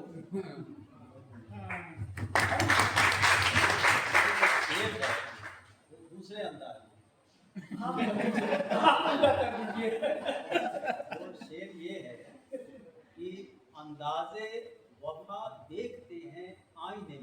क्या बात है? मतलब अपनी खूबसूरती को आईने में देखते हैं, अंदाजे वफा देखते हैं आईने में वो, और ये भी देखते हैं कोई देखता क्या बोलूं, ये भी कंट्राडिक्शन ही है। तो मेरे कहने का मतलब यह है कि वो ये सब आप यहाँ भी तो अपनी अदा देखते हैं तो सेल्फ डिस्कवरी का भी आनंद लेना चाहते हैं ना, और क्या है वहाँ अपने को देख करके अपना ही आनंद लेना चाहते हैं। एक्चुअली रूह स्वतंत्र है। जब उसके अंदर यह इच्छा हुई तो उपनिषद खोल करके बोला कि जब उसके अंदर इच्छा हुई कि मैं एक से बहु हो जाऊं, रूपम रूपम प्रतिरूपम बभूव, उपनिषद कहता है उसके लिए एकम तदक्षते को हम बहुत श्यामा प्रजायति रूपम रूपम प्रतिरूपम बभूव। आप सैलून में बैठते हैं और नाई बाल आपका काटता है और आगे भी शीशा है पीछे भी शीशा है, पता चलता है कि वो नाई और आप हजारों दिखाई देते हैं। वो क्या है? ये रूपम रूपम प्रतिरूप है और उसके बाद रूपम रूपम प्रतिरूपम बभूव को विस्तार होता जा रहा है, मैनिफेस्टेशन होता जा रहा है। उस एब्सोल्यूट का ये मैनिफेस्टेशन इस तरह से होता है कि वह ज्ञान पूर्वक अपने आप को इग्नोरेंस में इन्वॉल्व हो। देखिए ज्ञान पूर्वक इग्नोरेंस में इन्वॉल्व करके तभी मजा आएगा। मजा तभी आएगा जब ज्ञान पूर्वक आप इग्नोरेंस में अपने आप को इन्वॉल्व करेंगे। या तो ज्ञान पूर्वक ज्ञान में इन्वॉल्व करेंगे तो कोई मजा नहीं आएगा, वहां तक कहीं जाएगा। या तो केवल अज्ञान पूर्वक अज्ञान में इन्वॉल्व होंगे तो फंसेंगे, लात जूते की नौबत आ जाएगी। लेकिन ज्ञान पूर्वक जब आप ज्ञान में इन्वॉल्व होते हैं तो वहां आप हमेशा एकदम अलर्ट में होते हैं कि कहाँ हमारी सीमा है, कहाँ हमारी सीमा नहीं है।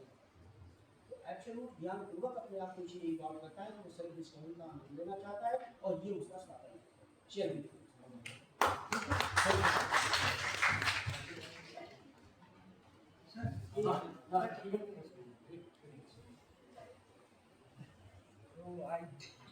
मैं प्रश्न पूछना नहीं चाहता था, but I couldn't stop my self.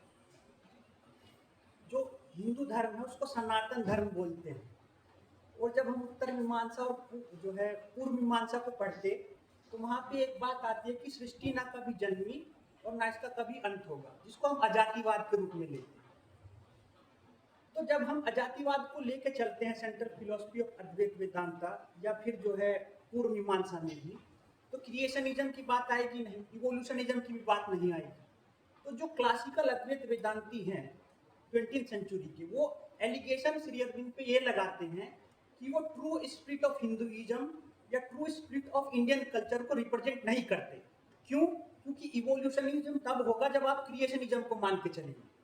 तो अजातिवाद को जब हम लेके चलते हैं तो हम किस आधार पे मान सकते हैं कि मृत्यु हो रही है, जन्म हो रहा है, सुख है, दुख है? तो कॉन्ट्रडिक्शन का जो एलिगेशन श्री शंकर पे लग रहा है, आचार्य शंकर पे लग रहा है, वो है ही नहीं। वो तो अपीयरेंस मायावाद हमारी तरफ से प्रोजेक्ट है श्री शंकर, आचार्य शंकर पे, या जो भी क्लासिकल अद्वैत वेदांती है। फिर इसके बाद जो मेन फिलोसफी निकल के आती है, ये मेरा प्रश्न जो है अतिमन को भी है हमारे बीच में, और एसपी पांडे सर के बीच में अतिमन ऋषिकांत पांडे सर, तो उनसे भी हम रिक्वेस्ट करेंगे कि किस आधार पर हम जो है अजातिवाद को इतनी आसानी से रिफ्यूट कर देंगे और ये क्रिएशनिज्म और इवोल्यूशनिज्म को लेके आ जाएंगे। तो in that sense I believe जो आचार्य शंकर का अद्वैत वेदांत है वो ज्यादा कॉम्प्रहेंसिव है rather than to the Vedanta और अद्वैत वेदांता रिप्रेजेंटेड बाय श्री अरविंद।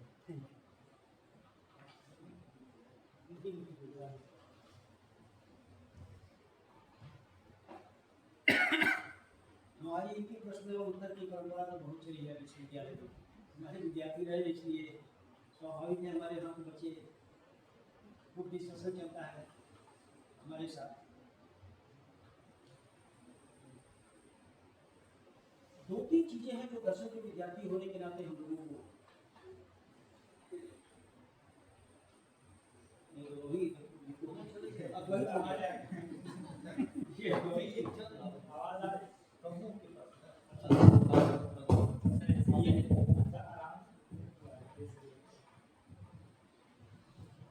वो ये है कि हर दर्शन की अपनी एक फाउंडेशन होती है। जितने सारे दार्शनिक परंपराएं हैं सबका अपना एक फाउंडेशन, और उसी फाउंडेशन पर वह अपने दार्शनिक परंपरा का विकास करता है। और उस विकास की प्रक्रिया में जो कंट्राडिक्शंस आते हैं उस परंपरा के लोगों को, उस परंपरा के लोगों में वही विभेद के कारण बन जाते हैं।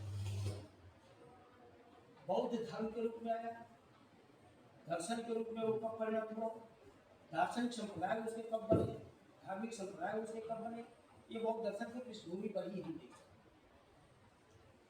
शंकराचार्य के अद्वैत वेदांत को हम बहुपाद की पृष्ठभूमि पर देख सकते हैं, लेकिन केवल अजातिवाद, न निरोधो न चोत्पत्ति न बद्धो न च साधका कह रहे हैं, वो तीनों बात कह रहे हैं शंकर।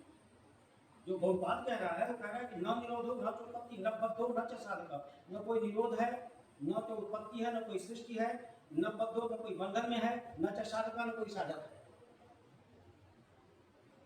फिर भी शंकराचार्य कहते हैं कि नित्यानित्य वस्तु विवेक ही हम उत्तरार्थ फल भोग विराट शब्दवादी साधन संपत्ति मुमुक्षुत्व का हमको पालन करना पड़ेगा।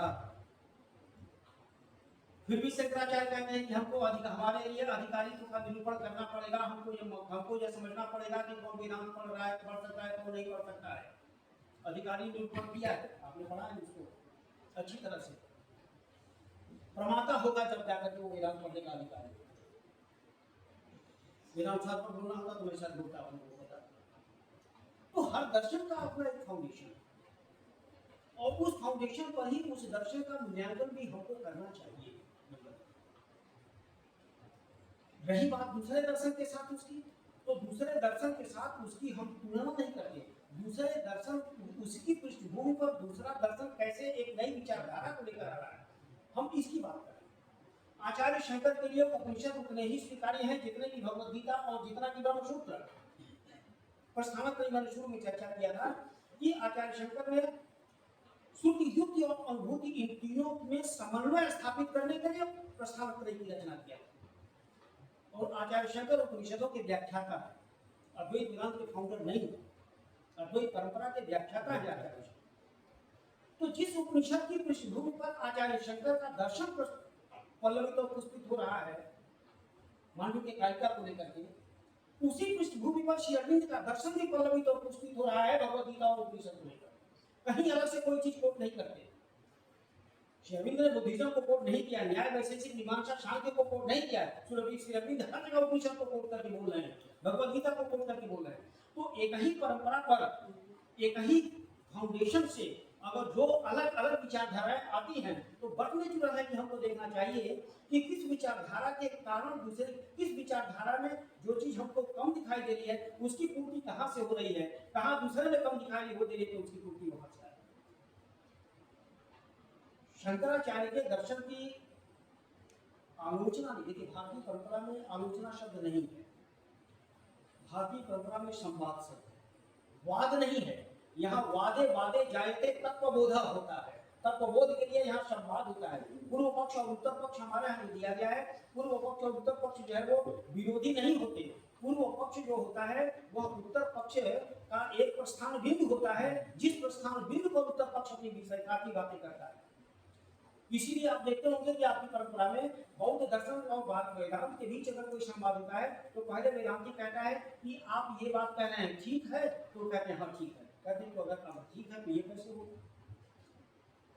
ब्रह्मसूत्र, आप देखिए ब्रह्मसूत्र का जो दूसरे अध्याय का जो पाद 2 है, उस पाद 2 में जो सबकी आलोचना आचार्य शंकर ने किया हुआ है वो आलोचना नहीं है, वो उन दर्शन की में जो सेल्फ कंट्राडिक्शंस हैं, आत्मविरोध दिखाना और आलोचना करना, ये दोनों दो बातें हैं। किसी भी दार्शनिक परंपरा में आत्मविरोध होता है, हो सकता है, नहीं होता तो उसमें अलग अलग संप्रदाय कैसे आ गए। आचार्य शंकर के बाद ही आप देख लीजिए उनकी जो परंपरा है, उस परंपरा में विवरण संप्रदाय और भौतिक संप्रदाय आए, दोनों की अलग अलग प्रतिस्थापनाएं आई।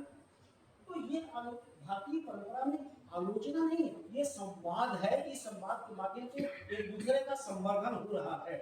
इसीलिए एक ही वेद की पृष्ठभूमि पर आपका वो सारे के सारे विषय दर्शन डेवलप कर रहे हैं, मगर सब एक दूसरे से भिन्न रूप में डेवलप कर रहे हैं। तो हमारे कहने का जो मतलब नहीं है कि हम आचार्य शंकर की आलोचना कर रहे हैं, हम सिर्फ यह कह रहे हैं कि जिस पृष्ठभूमि पर आचार्य शंकर बोल रहे हैं उसी की पृष्ठभूमि से श्री अरविंद भी बोल रहे हैं। लेकिन आचार्य शंकर जो उसका अर्थ ले रहे हैं, श्री अरविंद उसका अर्थ इसलिए नहीं ले रहे हैं क्योंकि दोनों की अपनी इकाई है। अनम्र में व्यजना को शंकराचार्य तो नहीं किया। शंकराचार्य यहाँ तक तो गए कि जो जीव के 5 कोश हैं, अन्नमय, प्राणमय, विज्ञानमय, मनोमय, आनंदमय, यहाँ तक तो शंकराचार्य गए कि आनंदमय कोश भी ब्रह्म नहीं है, आनंद स्वरूप ब्रह्म है। आनंदमय कोश तक रामानुजाचार्य हैं और शंकराचार्य आनंद स्वरूप तक चले गए। अलग अलग दार्शनिक परंपराओं की अलग अलग जो प्रतिस्थापनाएं हैं, अगर किसी एक ही की, अगर मांडू की कारिका की पृष्ठभूमि पर अगर श्री अरविंद अगर कुछ बोलते तो मैं श्री अरविंद को कहता कि आप कैसे बोल रहे हैं। उपनिषद की पृष्ठभूमि पर दोनों बोल रहे हैं, इसलिए तब दोनों को देखना जरूरी होगा कि किससे क्या छूट गया है। सर्वम खलुदम ब्रह्म का इंटरप्रिटेशन क्या हो सकता है, किसको छोड़ करके हो सकता है, जगत को छोड़ कर हो सकता है क्या? जब सर्वम शब्द का प्रयोग कर रहे हैं तो जगत कैसे छूट जाएगा उसमें, और छूटेगा नहीं तो मिथ्या कैसे हो जाएगा?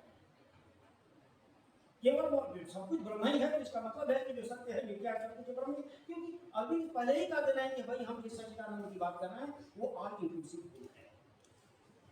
सारे के सारे जो विरोध हैं, सारी की सारी जिनको हम विरोध समझते हैं, हमारी बुद्धि समझती है, तो सारे विरोध उसमें आप मान लीजिए भाई सारे विरोधों का समाहार हो जाता है जब आप इन लॉजिक ऑफ इनफाइनाइट दे देते हैं। सारे द्वंद्व का समाधान हो जाता है जब लॉजिक ऑफ इनफाइनाइट से दे देते हैं। आप लॉजिक ऑफ इनफाइनाइट के कंट्रोल में आप कंट्राडिक्शंस को देखिए, आपको कोई कंट्राडिक्शन नहीं दिखाई देगा। तब शंकर में भी नहीं दिखाई देगा, अरविंद में भी नहीं दिखाई। Thank you. राजन ने हमको भी शामिल किया है। हमको कहा कि अति मन है, मैं अति मन नहीं हूँ। एक तो आपके प्रश्न का जवाब अभी आप लोग और पूछिएगा, एक इनके प्रश्न का जवाब है आनंद है तो आनंद में क्यों आता है। एक शायर ने कहा कि लुप्त, लुप्त मतलब आनंद, लुप्त पीने का तुमसे क्या बताऊं जाहिद। जाहिद मौलाना को कहते हैं, जो मौलवी मौलाना होता है मस्जिद का, उसको जाहिद बोलते हैं। लुप्त पीने का तुमसे क्या बताऊं जाहिद, वो तो पीकर ही मिलेगा जो मजा पीने में। तो आनंद में आता है और आनंद से सृष्टि करता है। श्री अरविंद ने कहा है कि this world is the ecstasy dance of Shiva. ये जो सृष्टि है उस परम तत्व के आनंद का रूपांतरण है। आप ऐसे सोचिए कि जब आप सेक्सुअल एंजॉयमेंट में होते हैं तो स्खलन हो जाता है वीर्य का, ये आनंद का परिणाम होता है। इसी तरह से जब शिव अपने पूर्ण आनंद की अवस्था में जाता है तो उस आनंद की अवस्था में सृष्टि का क्रिएशन अपने आप स्वतः हो जाता है। दूसरी चीज जो राजन जी ने कहा, भाई साहब ने बहुत कुछ कह दिया है। देखिए अजातिवाद का कंसेप्ट नागार्जुन के दर्शन में भी मिलता है, और नागार्जुन मांडू की कारिका जो गौड़पाद की मांडू की कारिका है उससे पहले के, मांडू के कारिका के पहले जब आप पढ़ेंगे माध्यमिक कारिका, तो माध्यमिक कारिका के मंगलाचरण में अष्ट निषेध किया है नागार्जुन। न उत्पत्ति न निरोध, न आना न जाना, न एक न अनेक, ये अष्ट निषेध है। तो अजातिवाद तो नागार्जुन की संकल्पना है। क्यों? क्योंकि शून्य को हम सत्य नहीं मान सकते, क्योंकि बौद्ध दर्शन में सत्य की अलग डिफिनेशन है। शांकर वेदांत में जो सत्य है वो त्रिकालवादित्वम सत्य है। यद्रूपेण यद निश्चितम तद्रूपेण व्यभिचरति तत्सत्, एक रूपेण ही अवस्थितो ह्यो अर्थः संपर्कः यत विषया बुद्धि न व्यभिचरति तत्सत्। तो यहाँ सत्य तो वो है जो त्रिकाल अबाधित हो। बौद्ध दर्शन में सत्य अलग है। बौद्ध दर्शन में सत्य की दो डिफिनेशन है। एक तो डिफिनेशन ये है कि यद क्षणिकम तत्सत्, और दूसरी डिफिनेशन है बौद्ध दर्शन में कि अर्थ क्रियाकारित्वम सत्य। अब देखिए नागार्जुन की मजबूरी थी, और नागार्जुन नहीं पूरे बुद्धिस्ट परंपरा की यह मजबूरी है कि वो अजातिवाद को माने, और इसी कारण विज्ञानवाद अपने आप को विकसित नहीं कर पाता है। यदि जो विज्ञानवाद असंग और वसुबंध ने विकसित किया, वही विज्ञानवाद आगे चल करके जब आचार्य दिग्नाग और धर्मकीर्ति आते हैं तो इसके एक्सप्लेनेशन, इसका एक्सप्लेनेशन नहीं कर पाते कि वह जो विज्ञप्ति मात्रता है उस विज्ञप्ति मात्रता से जगत का विभाव हम कैसे दिखाएंगे। तो अजातिवाद बौद्ध दार्शनिकों के लिए उनकी दर्शन की आंतरिक विशिष्टता है, क्योंकि यदि अजातिवाद को नहीं मानेंगे तो उनका दर्शन ही सिर्फ कंट्राडिक्टरी हो जाएगा। जहां तक शंकराचार्य की बात है, शंकराचार्य ने, ठीक है, देखिए आप अरविंद को ले लीजिए और शंकर को ले लीजिए। श्री अरविंद कहते हैं कि शंकराचार्य के दर्शन में माया की सही व्याख्या नहीं की गई, क्योंकि माया को हम मैजिकल फोर्स कर दिया। एको हम बहुश्याम यतो वायुमानी भूतान जानते। अब जब हम सृष्टि करते हैं तो समस्या है कि सृष्टि क्या डायरेक्ट ब्रह्म सृष्टि की रचना नहीं कर सकता? माया की क्या जरूरत है? भाई साहब ने इसका बहुत सुंदर उत्तर दिया। श्री अरविंद ने क्या उत्तर दिया कि 24 कैरेट सोने से आभूषण नहीं बन सकता है, उसमें कुछ कॉपर मिलाना पड़ता है उसकी स्टेबिलिटी के लिए। उसी तरह जब वो ब्रह्म सृष्टि के क्रिएशन में आता है तो डायरेक्ट नहीं आ सकता है। क्यों? क्योंकि वो ज्ञानियों की सृष्टि होती है, अज्ञानियों की नहीं होती, और इसीलिए वो कुछ कॉपर मिलाता है और माया के सहारा लेकर के तब जगत में आता है। लेकिन ये दोनों में कॉन्फ्लिक्ट ये है कि एक तरफ शंकराचार्य ये कहते हैं कि माया ब्रह्म की मैजिकल फोर्स है, क्रिएशन है, और उसी के थ्रू वो जगत में आता है। और श्री अरविंद कहते हैं कि ये मैजिकल फोर्स करके इन्होंने माया की उपेक्षा कर दिया। वास्तव में जो माया है वो मैजिकल फोर्स नहीं है, बल्कि माया रियल फोर्स है, और इसलिए रियल फोर्स होने के कारण ये जगत का क्रिएशन भी रियल हो जाता है। तो देखिए, शंकर वेदांत को यदि आप देखेंगे तो वहां भी क्रिएशन है, आजादवाद नहीं है। तैत्तिरीय उपनिषद का इंटरप्रिटेशन करते हैं कि नहीं करते हैं कि यतो वायुमानी भूतानि जायन्ते, जन्मादस्य यतः का मतलब क्या हुआ? आप वेदांत पढ़े हुए हैं, क्या जन्मादस्य अजातवाद की भूमिका है या उससे पृथक धारणा है? अजातवाद तो ये हो गया कि जो जन्म और मृत्यु से रहित है, परंतु शांकर वेदांत में जब आप आते हैं और जन्मादस्य अतः की बात करते हैं तो जन्मादस्य का मतलब यही हो गया कि ब्रह्मन ही क्रिएटर है, सस्टेनर है और डिस्ट्रॉयर है। तो यदि हम इस रूप में ले राजन जी, तो हमको नहीं लगता है कि शंकराचार्य को हम आजादवादी कहेंगे। शंकराचार्य आजादवादी नहीं थे। शंकराचार्य के गुरु, जिसको उन्होंने गुणाम गुरु की संज्ञा दिया है, गौड़पाद, शंकर के गुरु गोविंदपाद के गुरु गौड़पाद। गौड़पाद ने जो चीजें मानी हो, जरूरी नहीं है कि शिष्य का शिष्य भी वही बात माने हो। मैं व्यक्तिगत रूप से मानता हूं कि शंकराचार्य का सिद्धांत अजातवादी नहीं है। अजातवादी मांडू की कालिका में जरूर है, नागार्जुन में जरूर है, लेकिन शंकर का अद्वैत वेदांत क्रिएशन को लेकर के चलता है।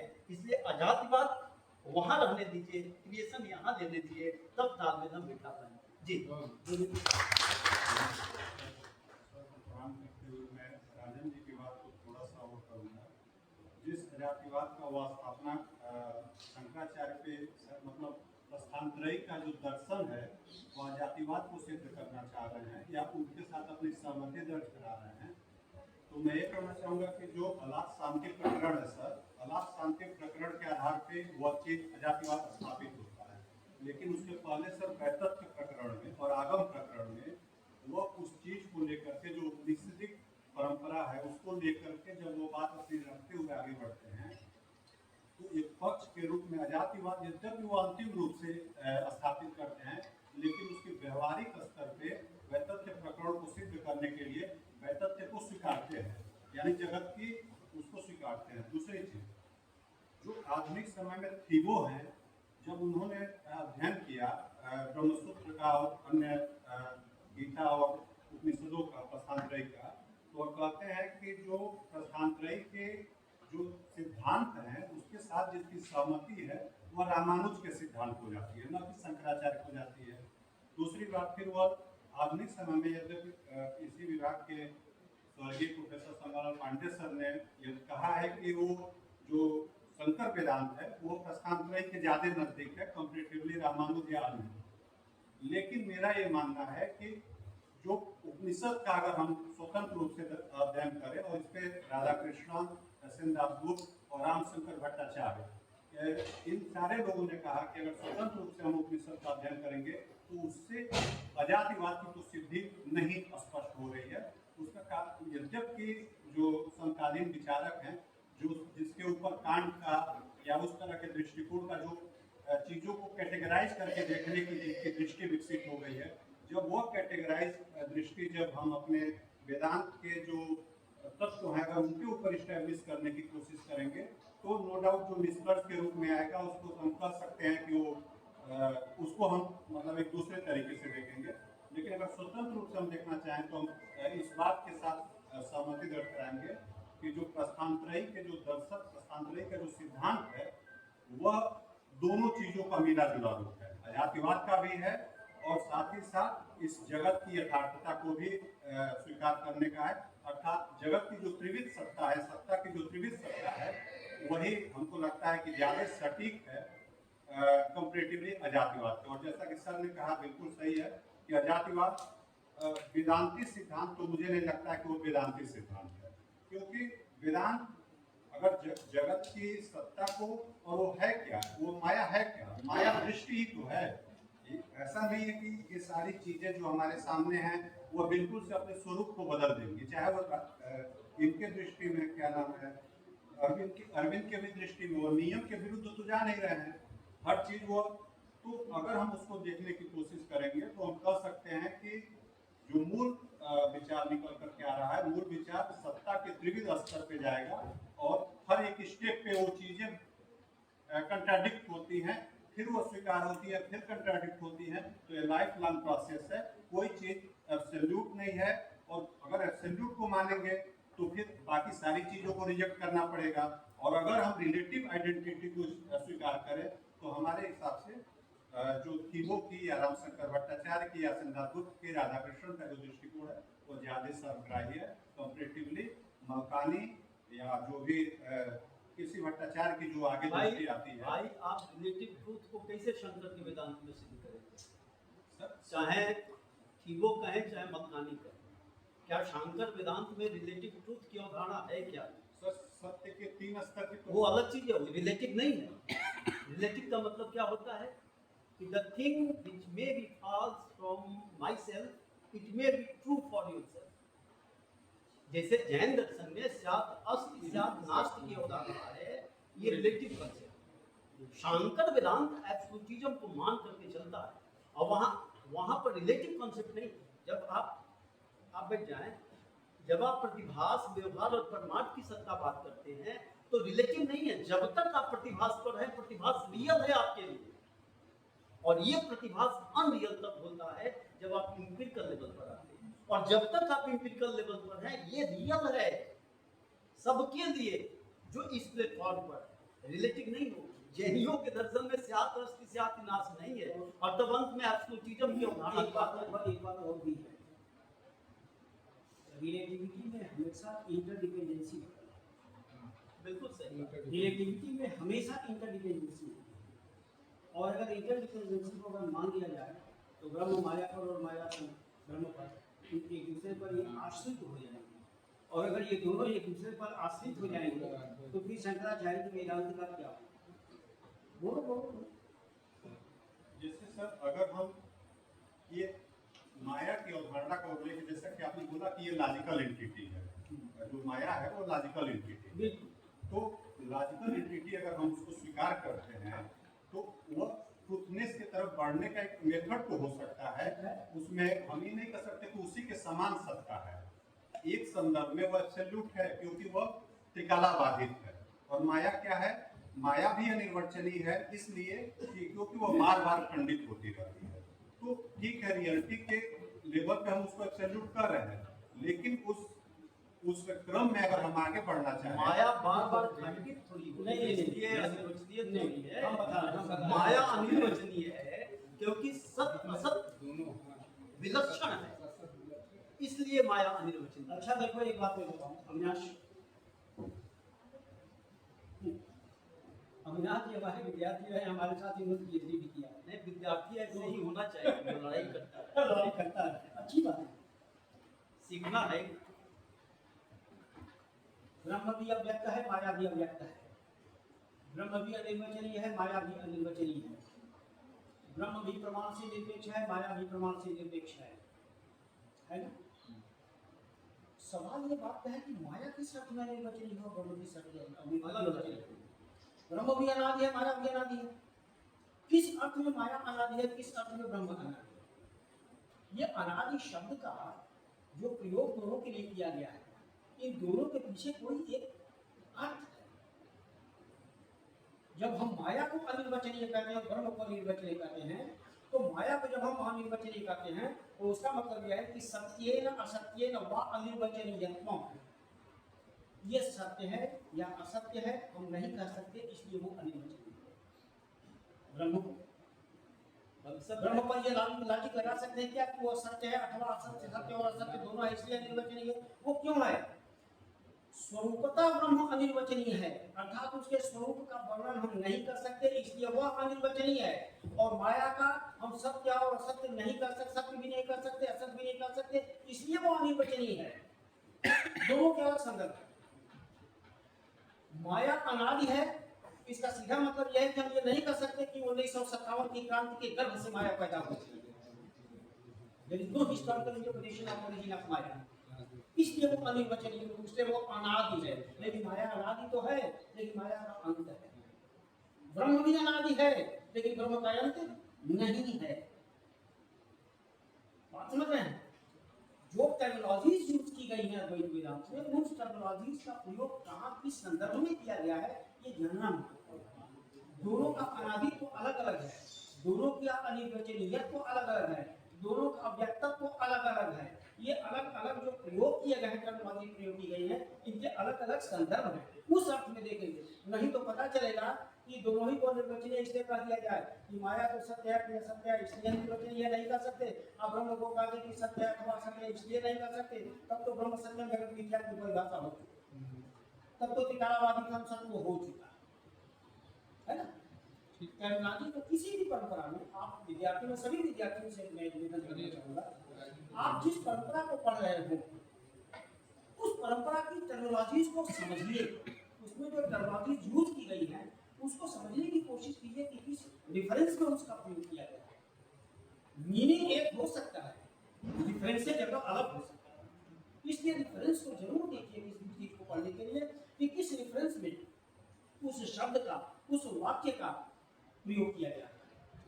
पूर्व मीमांसा और उत्तर मीमांसा में बहुत सारी चीजें ऐसी हैं जिसके लिए कि अद्वैत वेदांत की पृष्ठभूमि में हम पूर्व मीमांसा के किसी एक विशेष संप्रदाय को कोट कर सकते हैं, प्रभाकर को तो नहीं कर सकते ना, है तो वही मीमांसा। सवाल इस बात का है कि जो टेक्नोलॉजी परंपरा में है उसको हमको थोड़ा देखना है। और किसी को कोई जिज्ञासा हो? नहीं सर, 5:30 बज गया, जिज्ञासा 5:30 बज गया, बच्चे कुछ नहीं खाए हुए, बाइंड अप करिए। 5:30 बज गया, बच्चे कुछ नहीं खाए हुए, हमने 4 बार कर दिया, कुछ नहीं खाए। सीधे पूछ रहे हैं तो मैं क्या करूं? इसी है कोई जिज्ञासा सीधी हम बात कर रहे हैं। वो वहाँ आप वहाँ बात आउट ऑफ अज्ञानता के कारण है सर। आउट ऑफ अगर ईश्वर जो है वो ये डिजायर कर सकता है इसको सिर्फ डिस्कवरी करनी है, तो कहीं ईश्वर सिर्फ डिस्कवरी करने के चक्कर में ये भूल तो नहीं है कि उसको इवोल्यूशन भी करना है, उसने इवोल्यूशन कर दिया, तो क्या वो ये भूल भी सकता है कि उसको इवोल्यूशन भी करना है? ऐसा नहीं है। ऐसा है कि अगर इवोल्यूशन का पहले मेरा if the God of Shri Aurobindo is personal, अगर उनका ईश्वर जो पर्सनल है तब ये प्रश्न है पर्सनल किस माने में है? पर्सनल उसके अंदर कुछ इमोशन, ह्यूमन इमोशन हो इस सेंस में, कहीं उनको जैसे हनुमान जी को जामवंत जी ने बताया कि आप ये कर सकते हैं, कहीं उस ईश्वर को भी कोई बताए कि आपको अब मतलब इवोल्यूशन भी करना है।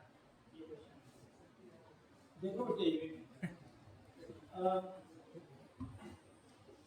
तुम्हारा प्रश्न व्यवहारिक दृष्टि से तो ठीक है, लेकिन कोई बात नहीं।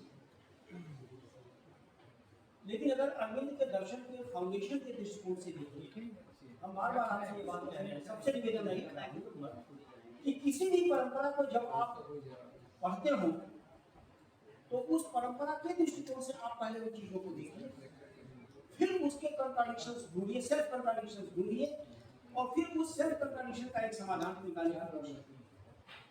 जब यह पहले ही श्री अरविंद कह रहे हैं सृष्टि क्या है, तो वो कह रहे हैं कि सृष्टि अज्ञान में आत्मा का निमज्जन है। अज्ञान में इस आत्मा का अपने आप में निमज्जन है, निमज्जन मतलब इन्वॉल्व करना, ये इन्वॉल्वमेंट कैसा है, वो सीधे कह रहे हैं कि वो ज्ञानपूर्वक अपने आप को इन्वॉल्व कर रहा है। तो जो आदमी ज्ञानपूर्वक अपने आप को इन्वॉल्व कर रहा है उसके भूलने का प्रश्न क्या है? ये तो हम आप भूल सकते हैं ना। क्यों भूल सकते हैं? क्योंकि हमारी जो रीजन है, हमारी रीजन फाइनाइट रीजन है। हम अभी किसी चीज को एक्सेप्ट कर सकते हैं, बाद में डिनाई कर देंगे। हमारे बुद्धि की बनावट ही ऐसी है कि हम दो के अलावा कुछ सोच ही नहीं सकते, या तो यस या तो नो।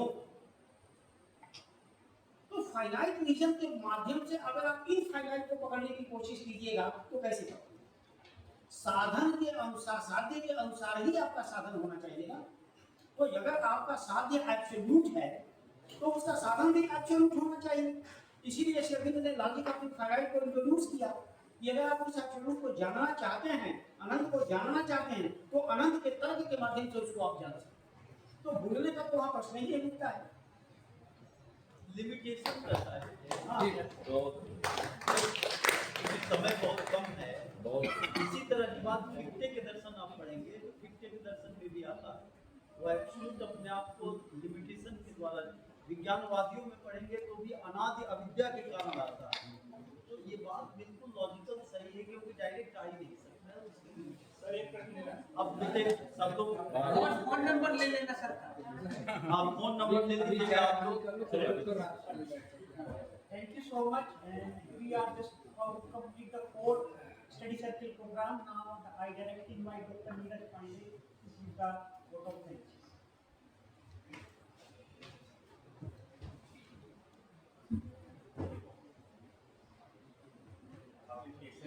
उसको रख दो ऐसे। वैसे ही तो हाँ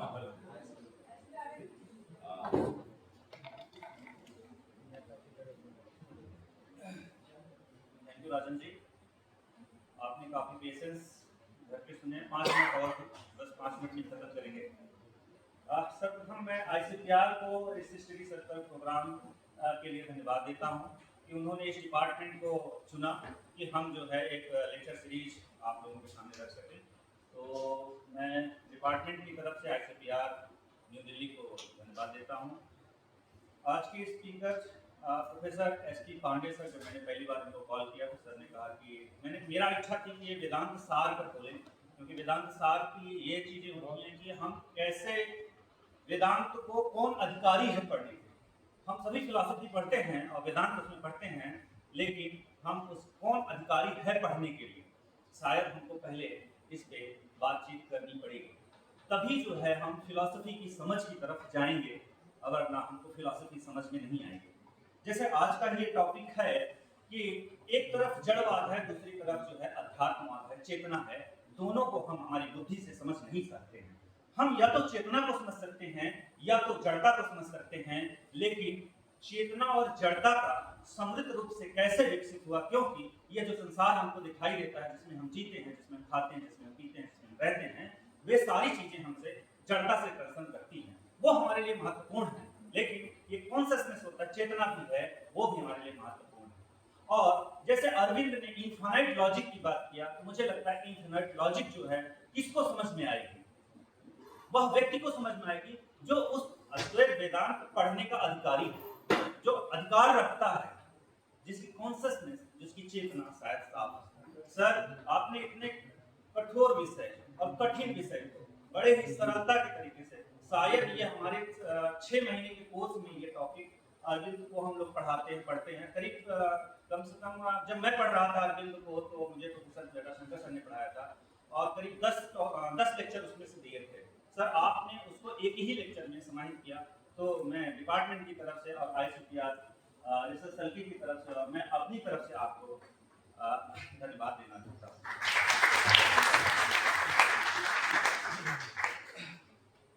चेयर करना बहुत कठिन काम होता है, क्योंकि जो लेक्चर का चेयर करता है वो हर समय कॉन्शियसनेस में रहता है कि क्या स्पीकर क्या कह रहा है, कुछ छूट न जाए। वो हमेशा जो है चैतन्य की अवस्था में लिए दिन काफी बैठा रहता है कि कुछ ऐसी चीजें क्योंकि बाद में हमको इंक्लूड करनी है, तो कुछ चीजें छूट न जाए। ये बहुत कठिन काम होता है। सर, आपने एक छोटे से निवेदन पे आपने इसको स्वीकार किया। मैं आपको अपनी तरफ से और ICPR की तरफ से तहे दिल से धन्यवाद देता हूँ।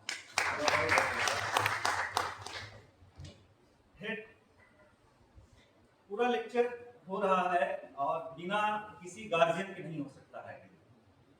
तो जो डिपार्टमेंट के गार्जियन होते हैं, अभिभावक होते हैं, जो मार्गदर्शन करते हैं, वो हमारे हेड होते हैं। और मैं ये आशा करता हूँ कि सर आगे भी ऐसे ही हमारा जो है सहयोग करते रहेंगे, क्योंकि अभी लेक्चर सीरीज जारी हुई है और भी है। तो सर इसी तन्मयता के साथ और इसी एनर्जी के साथ आप हमारा सहयोग करते रहेंगे, जिसके लिए सर बहुत बहुत धन्यवाद। हमारे सीनियर फैकल्टी डिपार्टमेंट में डॉक्टर एस.के. महाराणा सर बड़े धैर्य से आज आपने सुना, कोई प्रश्न नहीं पूछा, कोई उपाय मुझे आश्चर्य हो रहा है कि आपने वेदांत के टॉपिक पे कैसे प्रश्न नहीं पूछा। मुझे लग रहा था कि अब आप खड़े होंगे, आप पूछेंगे, लेकिन हमको लग रहा है कि आप लोगों की जो भूख है, जैसे उत्तम सर ने कहा कि आप लोग भूख लगी है, इसलिए वो आप लोग क्षमा करके वो आगे चलकर पूछेंगे शायद अभी, क्योंकि एक कप टी और एक समोसा आपके लिए भी इंतजाम किया है और सारी हृदय से आपको धन्यवाद। हमारी सारी फैकल्टी जो हमारे साथ हमारे कलीग हैं, वो सभी धैर्यपूर्वक यहाँ बैठे रहे। मुझे बड़ा अच्छा लग रहा है, सभी का नाम लेना संभव नहीं है। उत्तम सर जो है हमारे कह रहे हैं नहीं, लेकिन सर ज्ञान की जो पिपासा होती है ना, जब वो आती है तो भूख और प्यास खत्म हो जाती है, जड़ता खत्म हो जाती है। सर आपको भी धन्यवाद बच्चों की तरफ से, क्योंकि जब मैं उधर बैठा था मुझे भी ऐसा फील होता था। आप उनकी भावना को समझे, सर बहुत बहुत धन्यवाद। हम अपने रिसर्च स्कॉलर को धन्यवाद देना चाहते हैं, क्योंकि आप इतनी तन्मयता के साथ आप सुने बैठे थे। आप सुबह से ही जो है हेक्टिक था ये समय। मैं आपको तहे दिल से अपने ICPR की तरफ से भी आपको धन्यवाद देता हूँ। और हमारे कुछ MA के बच्चे बैठे हैं, 3rd ईयर के हैं, और मैं उनको भी तहे दिल से धन्यवाद करना चाहता हूँ। डिपार्टमेंट के फूड क्लास कर्मचारी जितने भी हमारे लगे हुए हैं, अभी भी ये वेट कर रहे हैं कि जैसे ताला बंद भागे, सबसे पहले भागने की इच्छा, लेकिन फिर भी ये इस चीज का वो कर रहे हैं कि नहीं, हम लोग कुछ ज्ञान की बात कर रहे हैं, तो समझने की बात कर रहे हैं, कुछ अंडरस्टैंडिंग की बात कर रहे हैं, इसलिए ये लोग भी रुके, उनको भी बहुत बहुत धन्यवाद। बस मैं छोटी सी एक दो लाइन से अपनी बात को खत्म करूंगा कि जिंदगी बदलने के लिए संघर्ष करना पड़ता है, जिंदगी बदलने के लिए संघर्ष करना पड़ता है, आसान करने के लिए सिर्फ और सिर्फ समझना पड़ता है। तो जब भी आपको संघर्ष लगे, नहीं समझ में आए, तो आप मानिए कि आपकी जिंदगी अब बदलने वाली है, और अंडरस्टैंडिंग जब होगी तब आपकी जिंदगी आसान होगी। इसी के साथ बहुत बहुत धन्यवाद। हाँ, सारे बच्चों के लिए जो है एक कप चाय और कुछ स्नैक्स यहीं पे बैठे, यहीं पे आ जाएंगे सारी फैकल्टी हमारे।